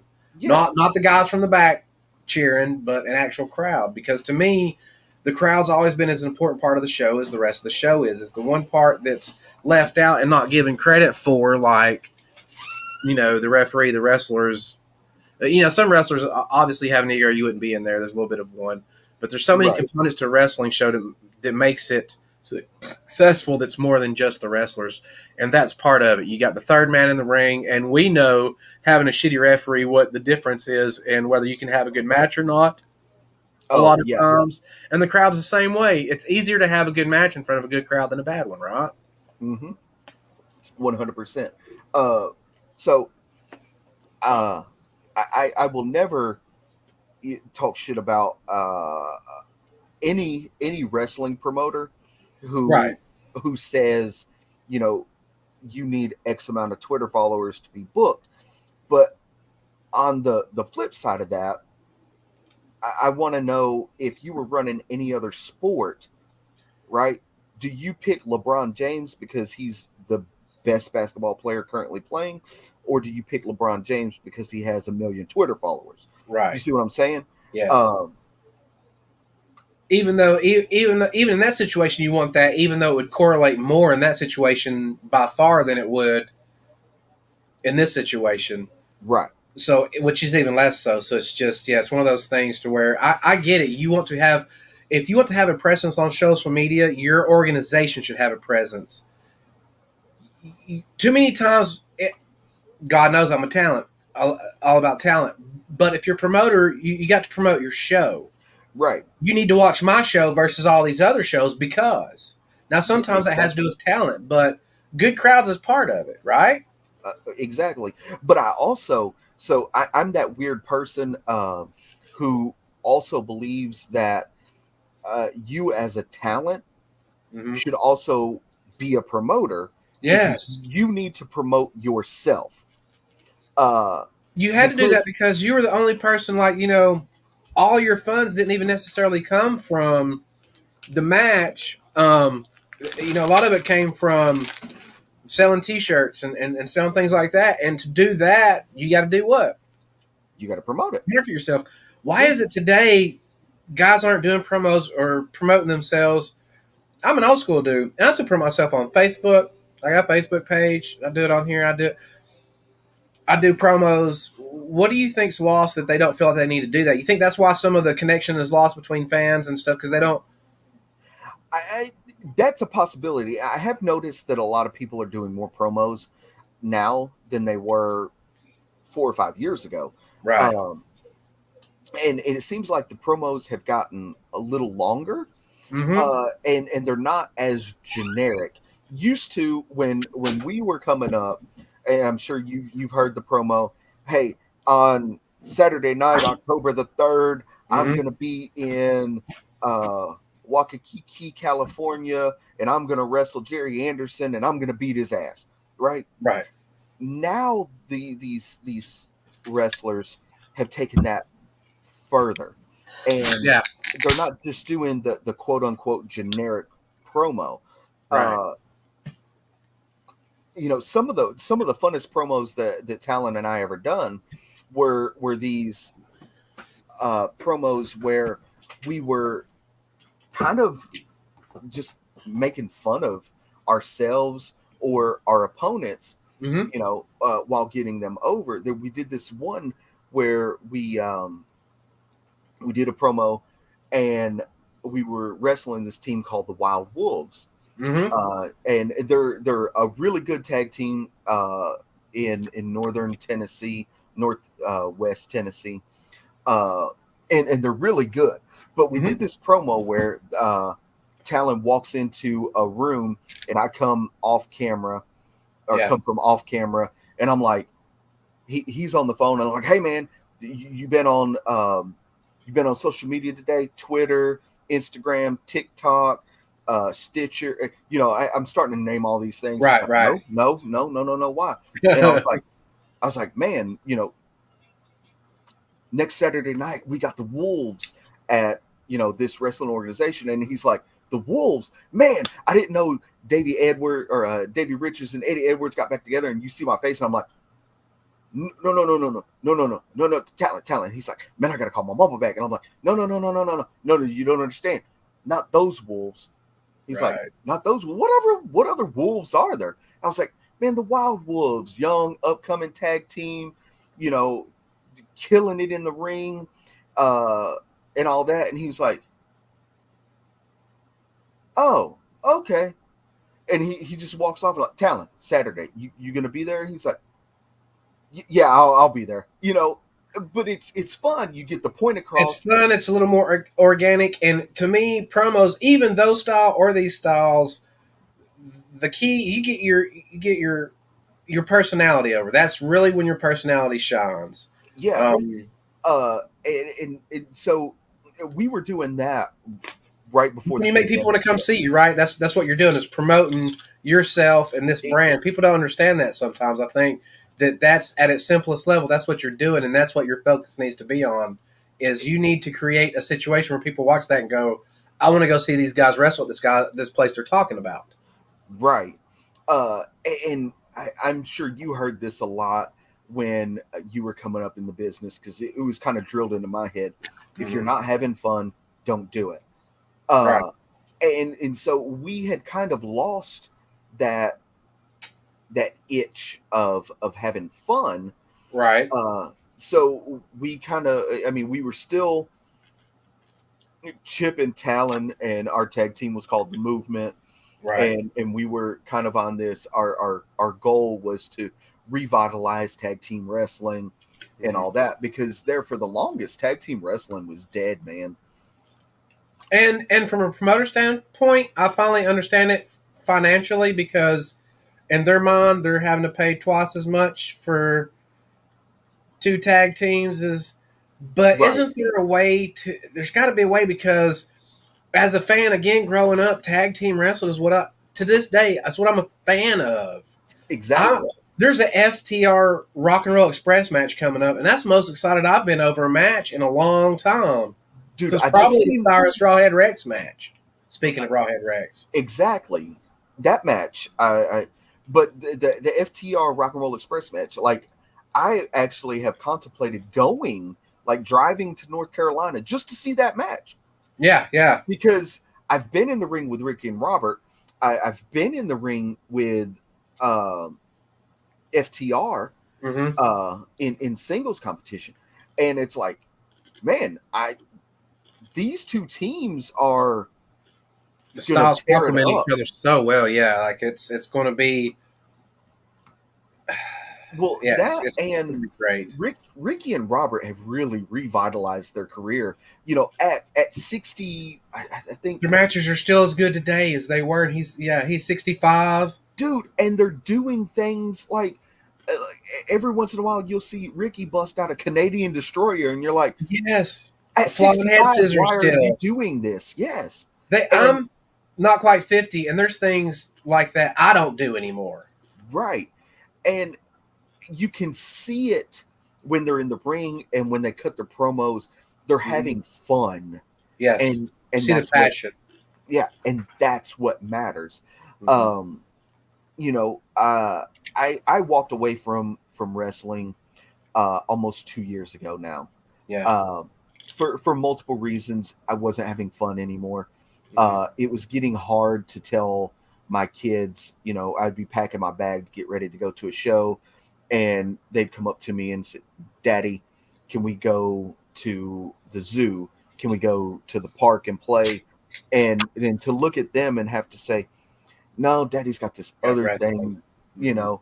And it just hit me one day that, man, that's not important.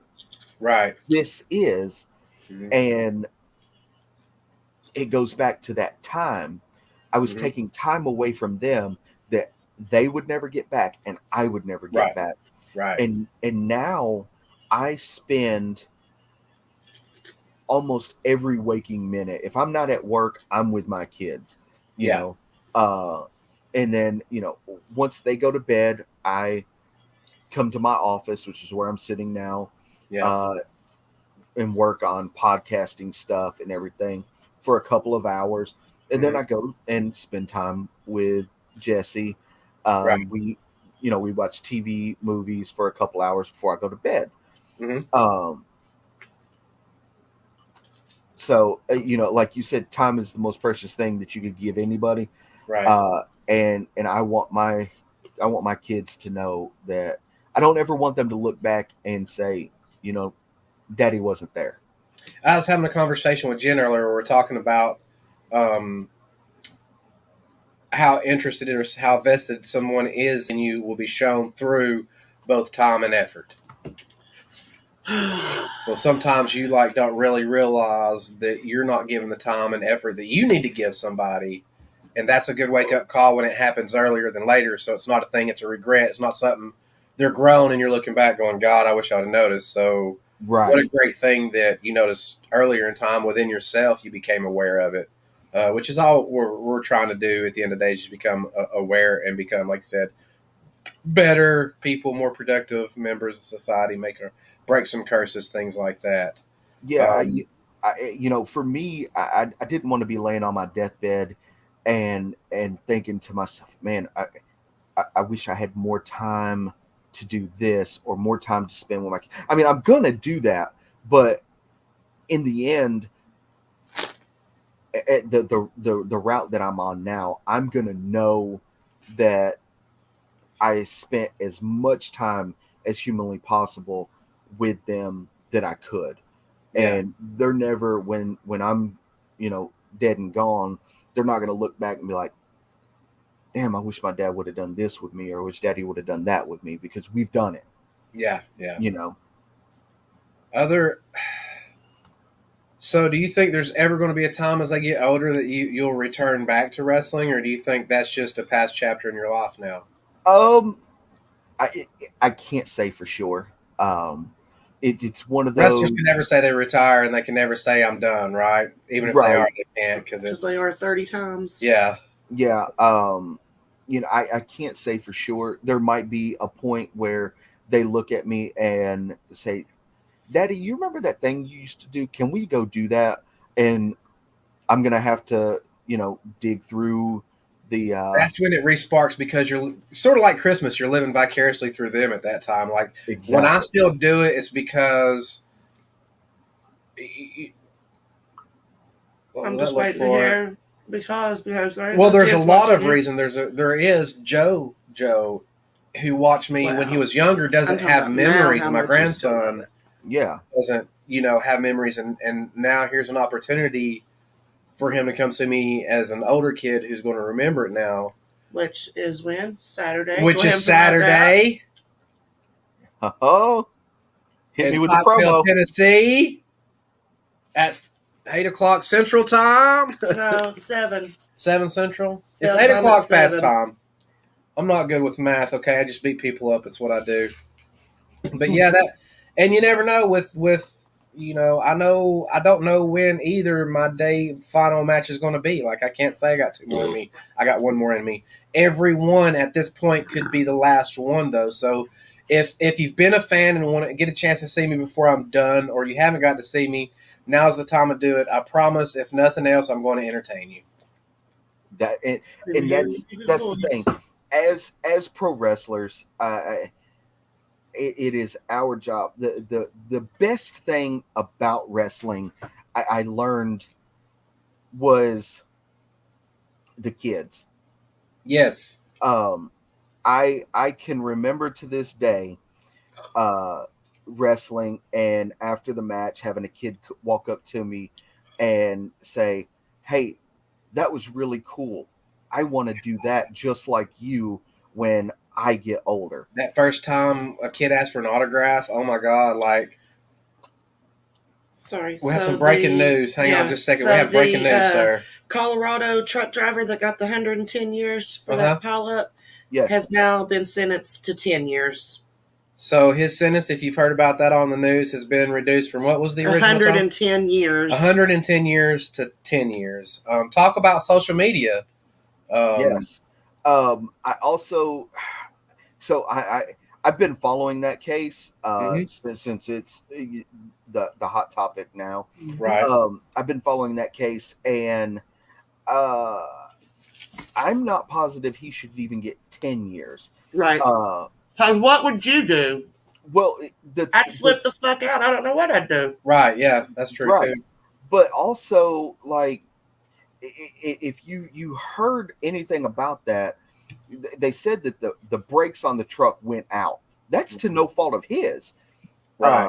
Unless he was an owner operator, Mm-mm. then he should have checked his brake. I mean, he still should check his brakes. I check Right. mine, you know. But as we The know, whole thing is with because cars he and didn't use technology, the sometimes you'll ramps. check it and things are good, Yeah, and then things happen where they go out. For example, Jen and I the other day were going down a hill and she hit the brakes and it started sliding like we had no brakes, and we've had no problem since. Or right. before. So if we were in a wreck just then, we would not be lying to say our brakes went out because they did. It doesn't mean that. But she, like she was saying, I think a lot of the gripe was that he didn't go off onto one of those side things. But I'm thinking, I don't know if people have been under survival arousal syndrome where things are happening and your adrenaline is rushing like that. But sometimes it's really tough to make small motor movements. Forget about mental decisions, even small motor In a movements big ass truck. in a big ass truck. Like Yeah. I don't know. I'm not a so- truck driver, so I'm speaking out of my ass. But Right. I'm thoroughly pleased that his sentence was reduced him as because well. I think 110 years I get it was was state law. Mm-hmm. yeah. 110 years was way overboard. Excessive. Yeah, especially when we have famous people, we'll say, who do the same thing and just get a slap on the wrist. Why is that? This guy who was a relative nobody to anybody other than his friends and family got 110 years.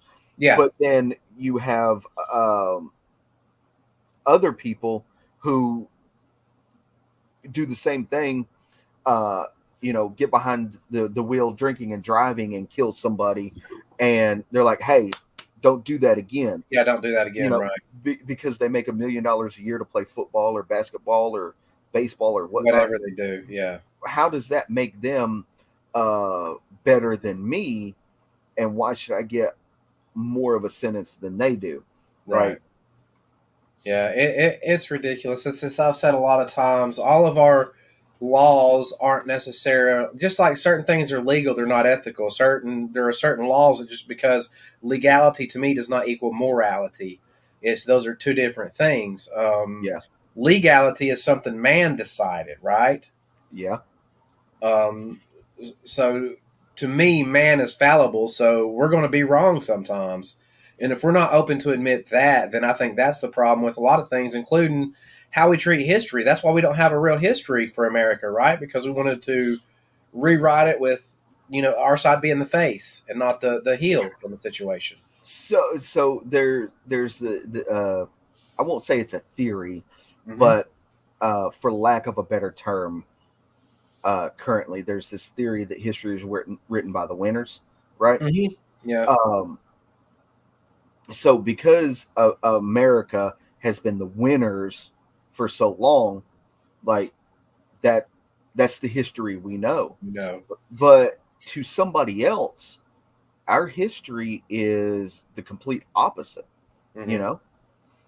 And I want the good, bad, and the ugly. I just want the truth, period. And because we can't not repeat mistakes or we cannot stop repeating mistakes and learn from our history if we don't even know what real history is, or we try to take real history and say it's not real history. That happens a lot too. Like, there are people who are alive and at these events that people try to say aren't true, and it's like, it just blows my mind. It's like, come on, bro. Yeah, it's crazy. It's not like Columbus, where nobody that was alive then can come back and go, yeah, he was like this or like that. This is events that have happened within a generation where people can pass it along, but still there's people that's like, no, that didn't happen.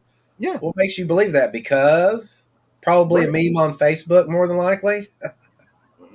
Again, that goes back to the social media. Like, I use all forms of social media. We're on it right now. We're live on YouTube. Yep. I use all forms to promote the podcast and upcoming events and all that. But at the same time, you have people who will blindly share a meme about something, and they have no idea what they're talking about, and they're like, oh, well, this, such and such on Facebook said that. Okay, it's cognitive dissonance, and it resonates somewhat with something you believe doesn't make it true. But today, people believe perspective or belief is automatically true because it's your perspective or belief, and it's not. Right. Politics, religion, sports, or how you eat your fucking hot dog. I've seen people grossed out and say you're a piece of shit if you have mayonnaise on your hot dog. They just don't belong. I've seen that with ketchup. The pineapple on pizza is the big debate. These are things that I understand. Like, we come from a tribal society. Radio lifestyle. Yeah, and we need or your lifestyle. Like, we lead a different lifestyle than most people, and it's weird how if it's not something that resonates with them, that it's automatically wrong or you shouldn't be doing it. Why do you think that is within us? Is that an ego thing, or a lot of it? There's no easy way to say this. A lot of it is based upon religion, and religion that has been beat into our heads from such a young age. Mm-hmm. And by that I mean, I know people that say if you are in a relationship with another male, you being a male, that's blasphemy. Or vice versa, two women are together, that's blasphemy. And they base it upon a religious belief. When a lot of people don't realize that religion has changed over the years, and if you've never done any research on religion or or the translation of the Right. Bible. Such as Leviticus is where a lot of people go to, but again, they're only taking out a couple verses, and they're not including the context of the chapter, the everything around it, right? Correct. Also, so being, I won't say I'm a religious person. I'm more of a spiritual person. Um, I go to church. I believe in God, Right. which some people find odd that I believe in God, but I don't believe in ghosts. Right. So,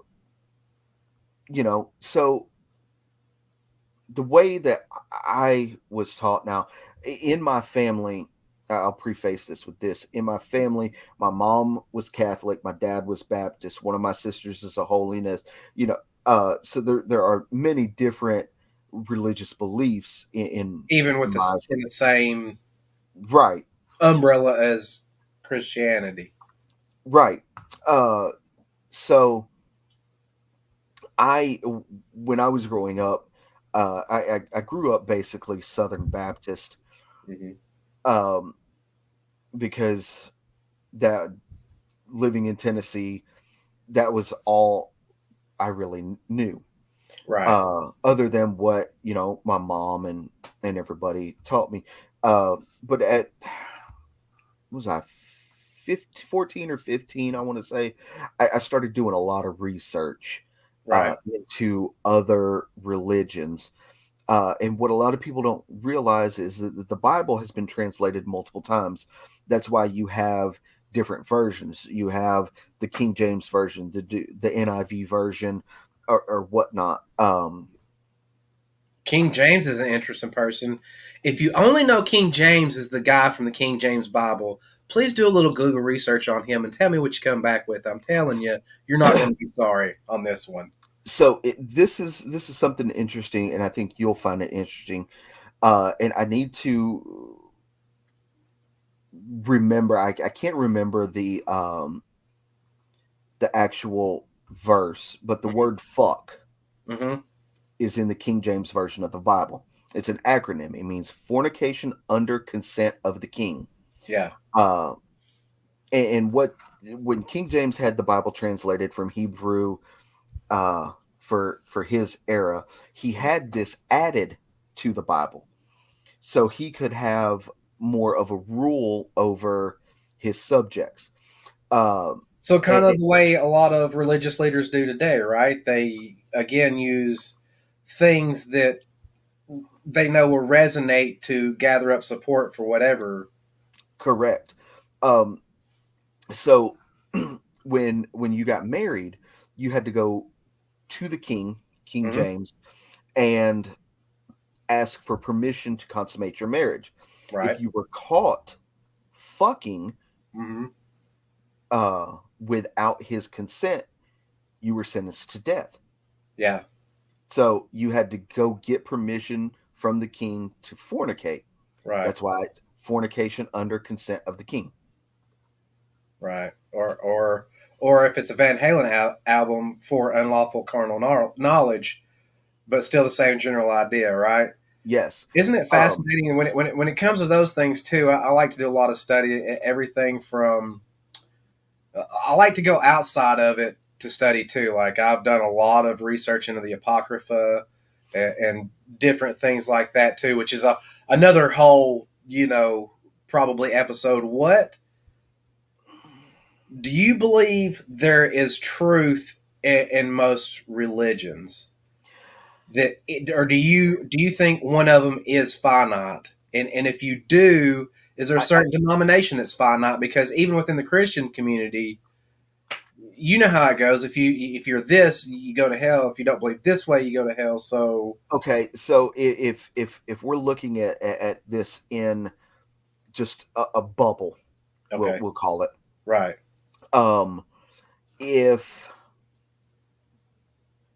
if if you believe purely in just what the Bible says, hmm, anybody who is not Jewish is not going to heaven. right, And I don't believe that is true. right, I think the most powerful verse in the Bible is John 3:16, and it says that for God so loved the world that he gave his only begotten son, that whoever Mm-hmm. believes in him shall have eternal life. Right. And the most powerful part of that is that whoever believes. There's no asterisk and side note that says that whoever, as long as you So that don't. leads me to a question. Speaking of heaven and hell, right? So, for all those who believe not shall perish, not have everlasting life. It says you have everlasting life. It doesn't say that believing in him will get you anywhere, right? Because certain denominations will say even the devil believes. So it takes more than that. So what do you think it is? And is there another place? Because if there's not an eternal, like a heaven and hell, is what else is there? Is there purgatory? Is there, like, what if you have to believe to have eternal life? Not even, doesn't say heaven or hell, but if that's the groundwork to even to be eternal, then what is not being eternal? See what I'm saying? You're right. And I think there's a fine line there Right. when it comes down to it. It's just it's a very thin line of the way. Maybe it's the way we define the word believe, right? Well, that and the way you interpret it. Right. Is the word believe? I've never researched it, but what does believe mean in that context? Does it literally mean just I think he's real, or is it there more to it? See, I tell a little story real quick. Okay. My brother-in-law, who is of the holiness belief, and this isn't me talking down upon that religion or anything, No. but Just different perspective. Right. He the way they are taught is that a woman should never cut their hair. Okay. Mm-hmm. In the Bible, Will you be in trouble? So this is my mom. She always had shorter hair. Right. And there were so many times that he would have this argument and say that she was going to hell because she cut her hair, because in the Bible it says that a woman's hair is her crown and glory. Mm-hmm. And the way they interpret that is that they should never cut their hair, dye their hair, or anything like that. However,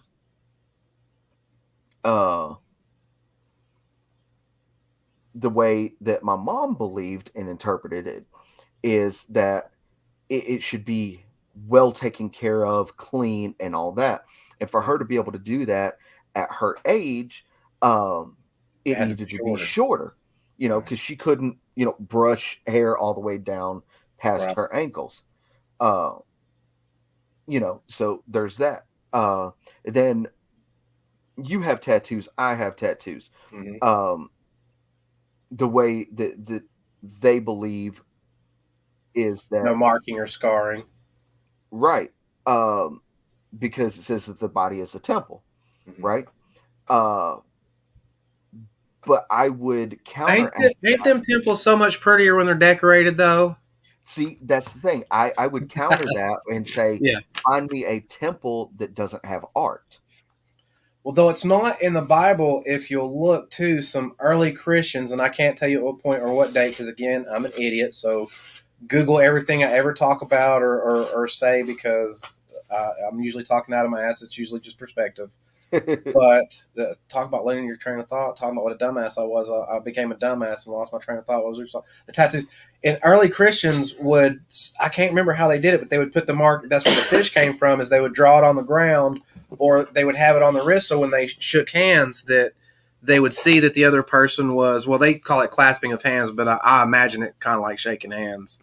Yeah. That they would have the fish emblem somehow on them, and they would be like, oh, you're kind of one of us as well. Do you know anything about that, or where that might have came from or started? I don't know where it started, but I have heard that. I will say that in the book of Revelations, it does say, this is in the Bible. Right. So it does say that when he comes back, branded on his thigh, will say Lord of Lords and King of Kings. Right. Now I could interpret that as a tattoo. Right. It could just be, maybe it's a brand with a hot iron. I don't know. It's not up to me to interpret it that way. Right. but so it literally says that on his thigh it will read Lord of Lord and King of Kings. Mhm. So maybe that's a tattoo, maybe Right. it's not, Right. So there's that. And then if we want to talk about, so you talked about in Leviticus is in the Old Testament, Old right? Testament, yes. Okay. So in the New Testament, I would have to Google it to give you the book and verse. So please, do There's that some research. theologians right now that are just so mad at us. I'm just kidding. Theologians don't watch this. Go ahead. Where Jesus says that it's basically, I don't know it word for word, but he sets forth and he says, and these are the new commandments and the new laws, and those that are before are of the old world. Right. A new covenant for people who have been grafted in as one plant is grafted to another into the kingdom of God through. So that's basically how we get around that. See, I get around this little YouTube thing by using this thing called StreamYard. Normally, YouTube, to go live, you got to have like 1,000 subscribers. Well, I'm still working on my first 100. That's been the hardest thing for me to get, bar none, is actual subscribers. So if you haven't subscribed yet, go ahead and jump on there and subscribe. Give us a like. Also, Movement Radio. Yeah, click that bell to get notified. Click that bell. God, I get so into promoting myself. Forget what the fuck the podcast is about. What was we talking about this time? Well, so I need Jesus to take the wheels. What I need. I know it's religion. So in the New Testament we were talking about how Jesus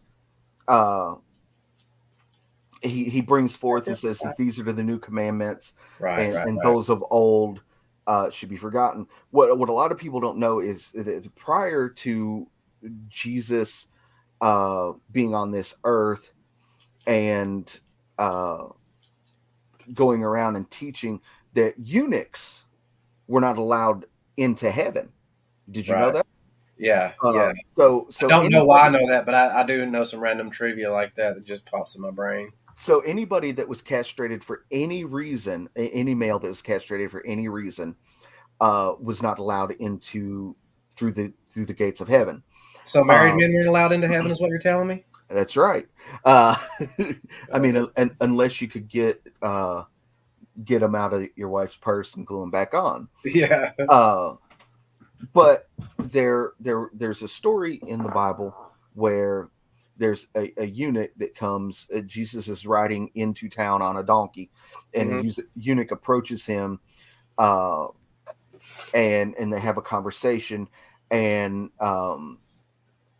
Jesus says that from this day forth, you will be allowed into, the gates of heaven. And from that day forth, anybody that was castrated for any reason was allowed into the gates of heaven. So the Bible is split, and you have people that it kind of, we can relate this back to wrestling in a way. You have like I said, people will argue over anything. So yeah, you have those that are old school that look at it was. You have those that are old school that believe that wrestling should be done this way and this way only, and you have religious people that believe that the Old Testament is the way that we should live. But then you have this newer breed that believe that the New Testament, from when Jesus arrived on earth and began his teachings forward, is the way we should live.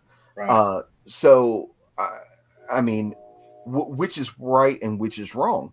Because there are a lot of things in the Old Testament that still resonate to this day that we should follow. You know what the funniest part about all this is we've had this really long conversation about only really a couple religious subjects, and we could literally do a podcast just on this subject. There's so much material. Oh, 100%. But when it breaks down to it, regardless of whether it's Christianity or something else, really what Buddha, Jesus, everybody tells you to do, and Jesus said this was his greatest commandment, is basically just to what? Love and be kind, right?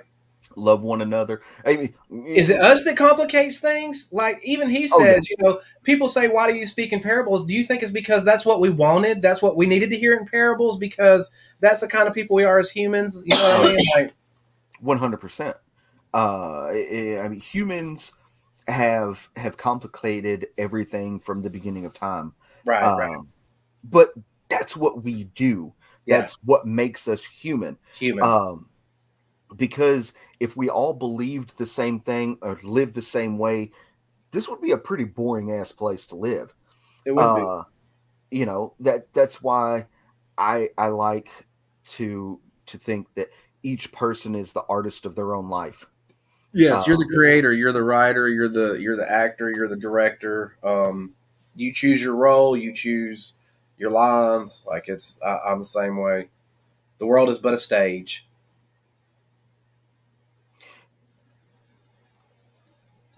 Exactly. They it's funny how much certain things relate more than they're different too, because how you can tie in things like religion, pro wrestling, again, hot dogs, and that's the kind of variety that you're going to get really on both of our shows. Like we've said that we both do some niche things and we both do some similar things. So if you like one of our shows, there's a chance you'll like the other one too. And if there's something about our show you don't like, there's a good chance that maybe on the other one you'll like it better. So definitely you want to watch. This is my suggestion. I'm gonna talk as a fan of Movement Radio now, not as Jerry, your friend and stuff. But the haunting ones are the ones that really get me hooked. Like I started with the alphabet, they go by the alphabet, and Yeah. that's when you realize how much content you have too, which is nice in a day of people like Netflix putting out 7 episodes and then you're done. Like Oh, yeah. I can go listen to the haunting stuff all day if I want to. If I'm going on a long walk that's 3 hours, then I got plenty of content. So other than those, if you had to tell a person why they should come listen to Movement Radio, what would it be? What would you say from Chip Hazard? I would say that no matter what, there's something for you. Whether we do the hauntings of, or we do our series called Rep Rewind, where we go back and review hip hop albums, or battle topics, where it's another hip hop based thing, but Yeah. where we talk about battle rap and why certain artists are better than other artists in our opinion and all that. Or you have our rock retrospective, where we go through and do a retrospective on a rock artist. Mm-hmm. Or we have the hauntings of, we have Are You Ready for Some Football, where we give you our weekly pro football picks Right. of who's going to win what game and why. Or we have Something About Sports, which we do in the off season of the NFL, where we literally talk about all the other sports. Oh, yeah. Man, it's so much. It's hard to bring up. Yeah, it is. That's what I say when I say Movement Radio is something for everybody. Like and again, a lot of things I say is like I want people to understand, even if we weren't friends. Like I know a lot of people that have podcasts. Some are better than others, but I'm truly a fan of Movement Radio, and I'm truly a fan of yours and Talon's and Rogers. And I'm going to go ahead and start wrapping us up. I'm running out of time on my feed here. We are actually at 2 hours and 38 minutes. It's been awesome. This is as close to what I would call a Joe Rogan episode as I've ever had. But I feel like, as a matter of fact, let me plug me in because I'm running out of power too on my laptop. Hang on just a second. I know. Yeah. Because we do all this ourselves, folks. There's no directors or.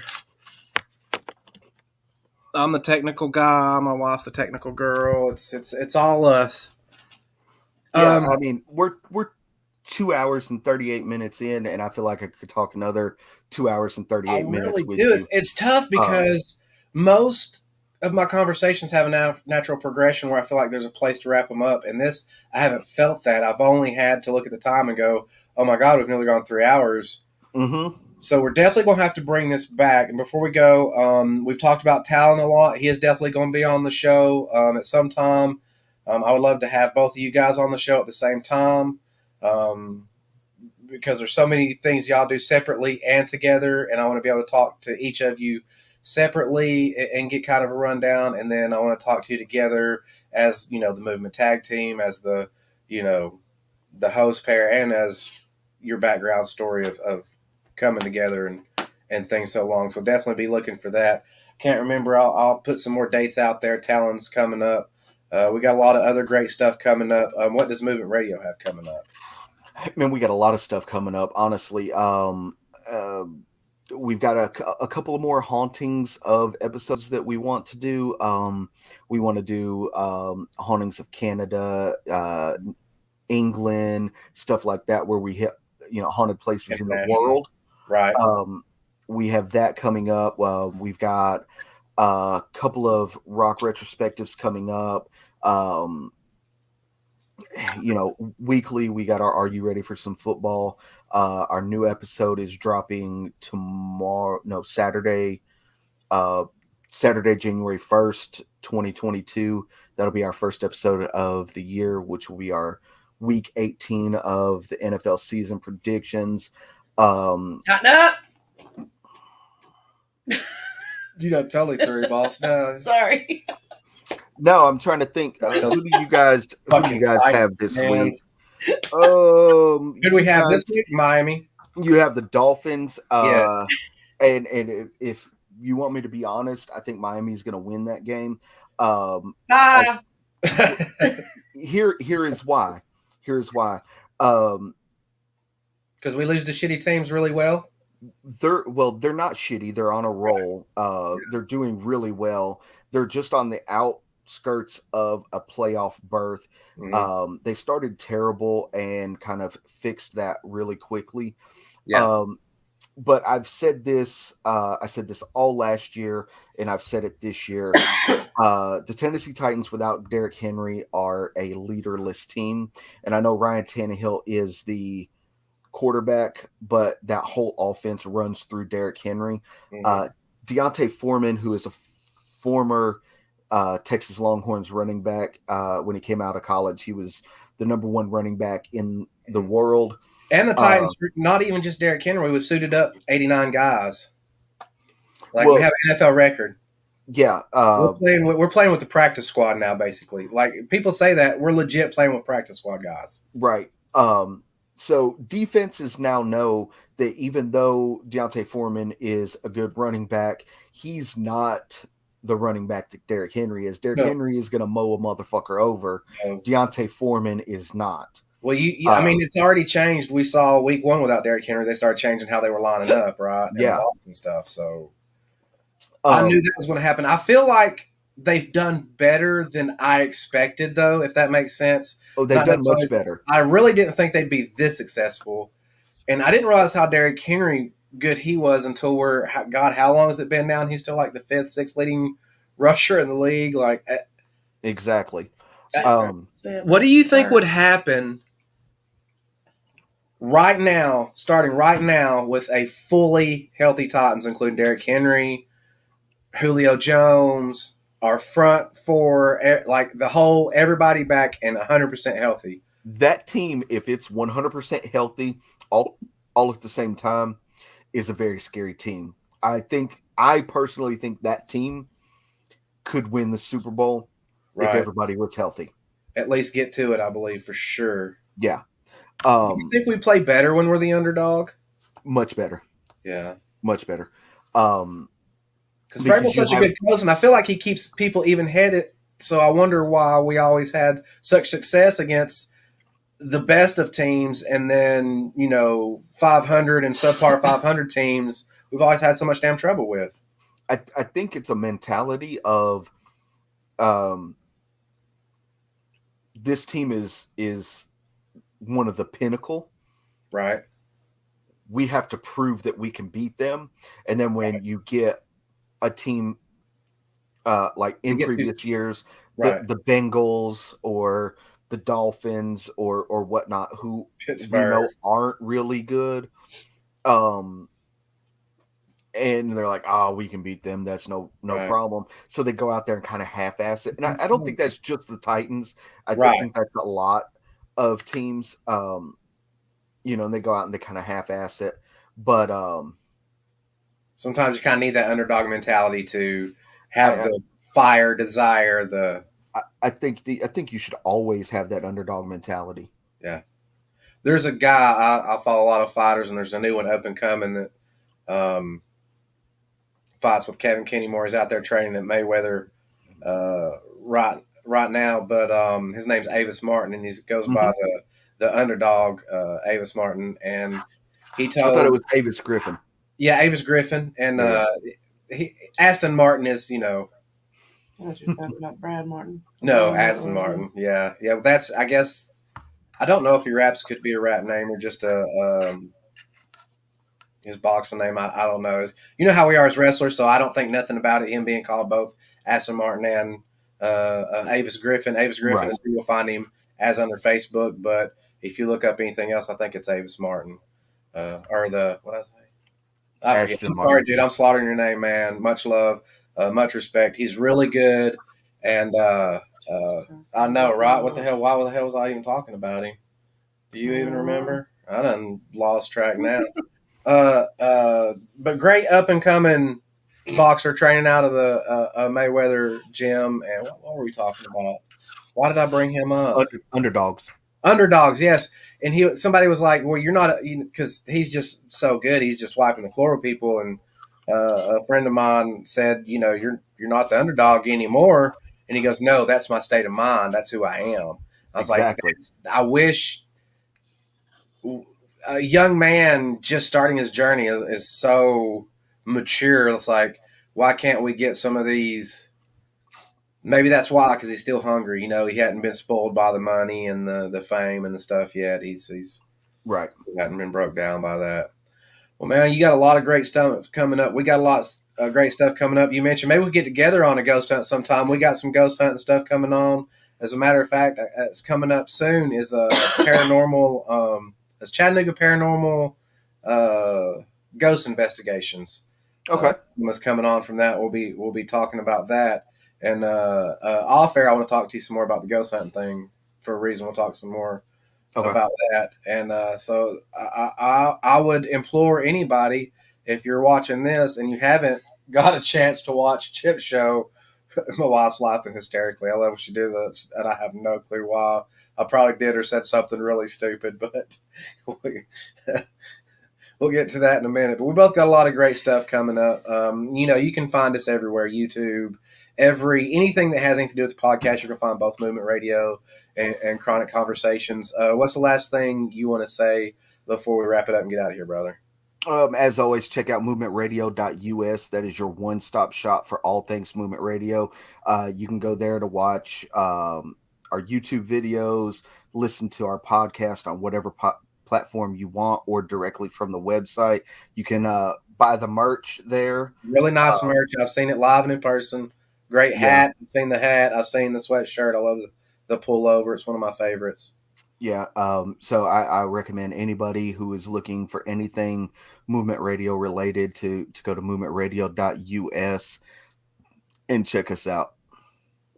Well, man, there's so much I want to talk about, and I definitely want to get you back on here for another episode. We had talked briefly before, and we'll talk some more about this possibly off air too, is a little side project we were working on about getting together maybe once a month, once every other month, and doing a podcast with you and I that would be like a joint production of both Movement Radio and Chronic Conversations.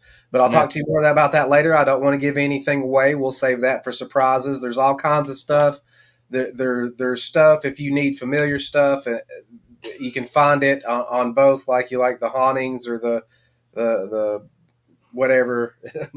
My wife is dying over here. It's if great. you're looking for stuff. If you're looking for stuff. It's just stuff. It's laid in, but yeah, if there's any kind of subject you want to find, you will find it more likely on Movement Radio. Thanks everybody for watching. Thanks my wife, beautiful laughing co-host Jen for being on the show with us again tonight. Thanks for supper while y'all weren't watching. She made me a bacon sandwich that I gobbled down. It was amazing. Thank you so much.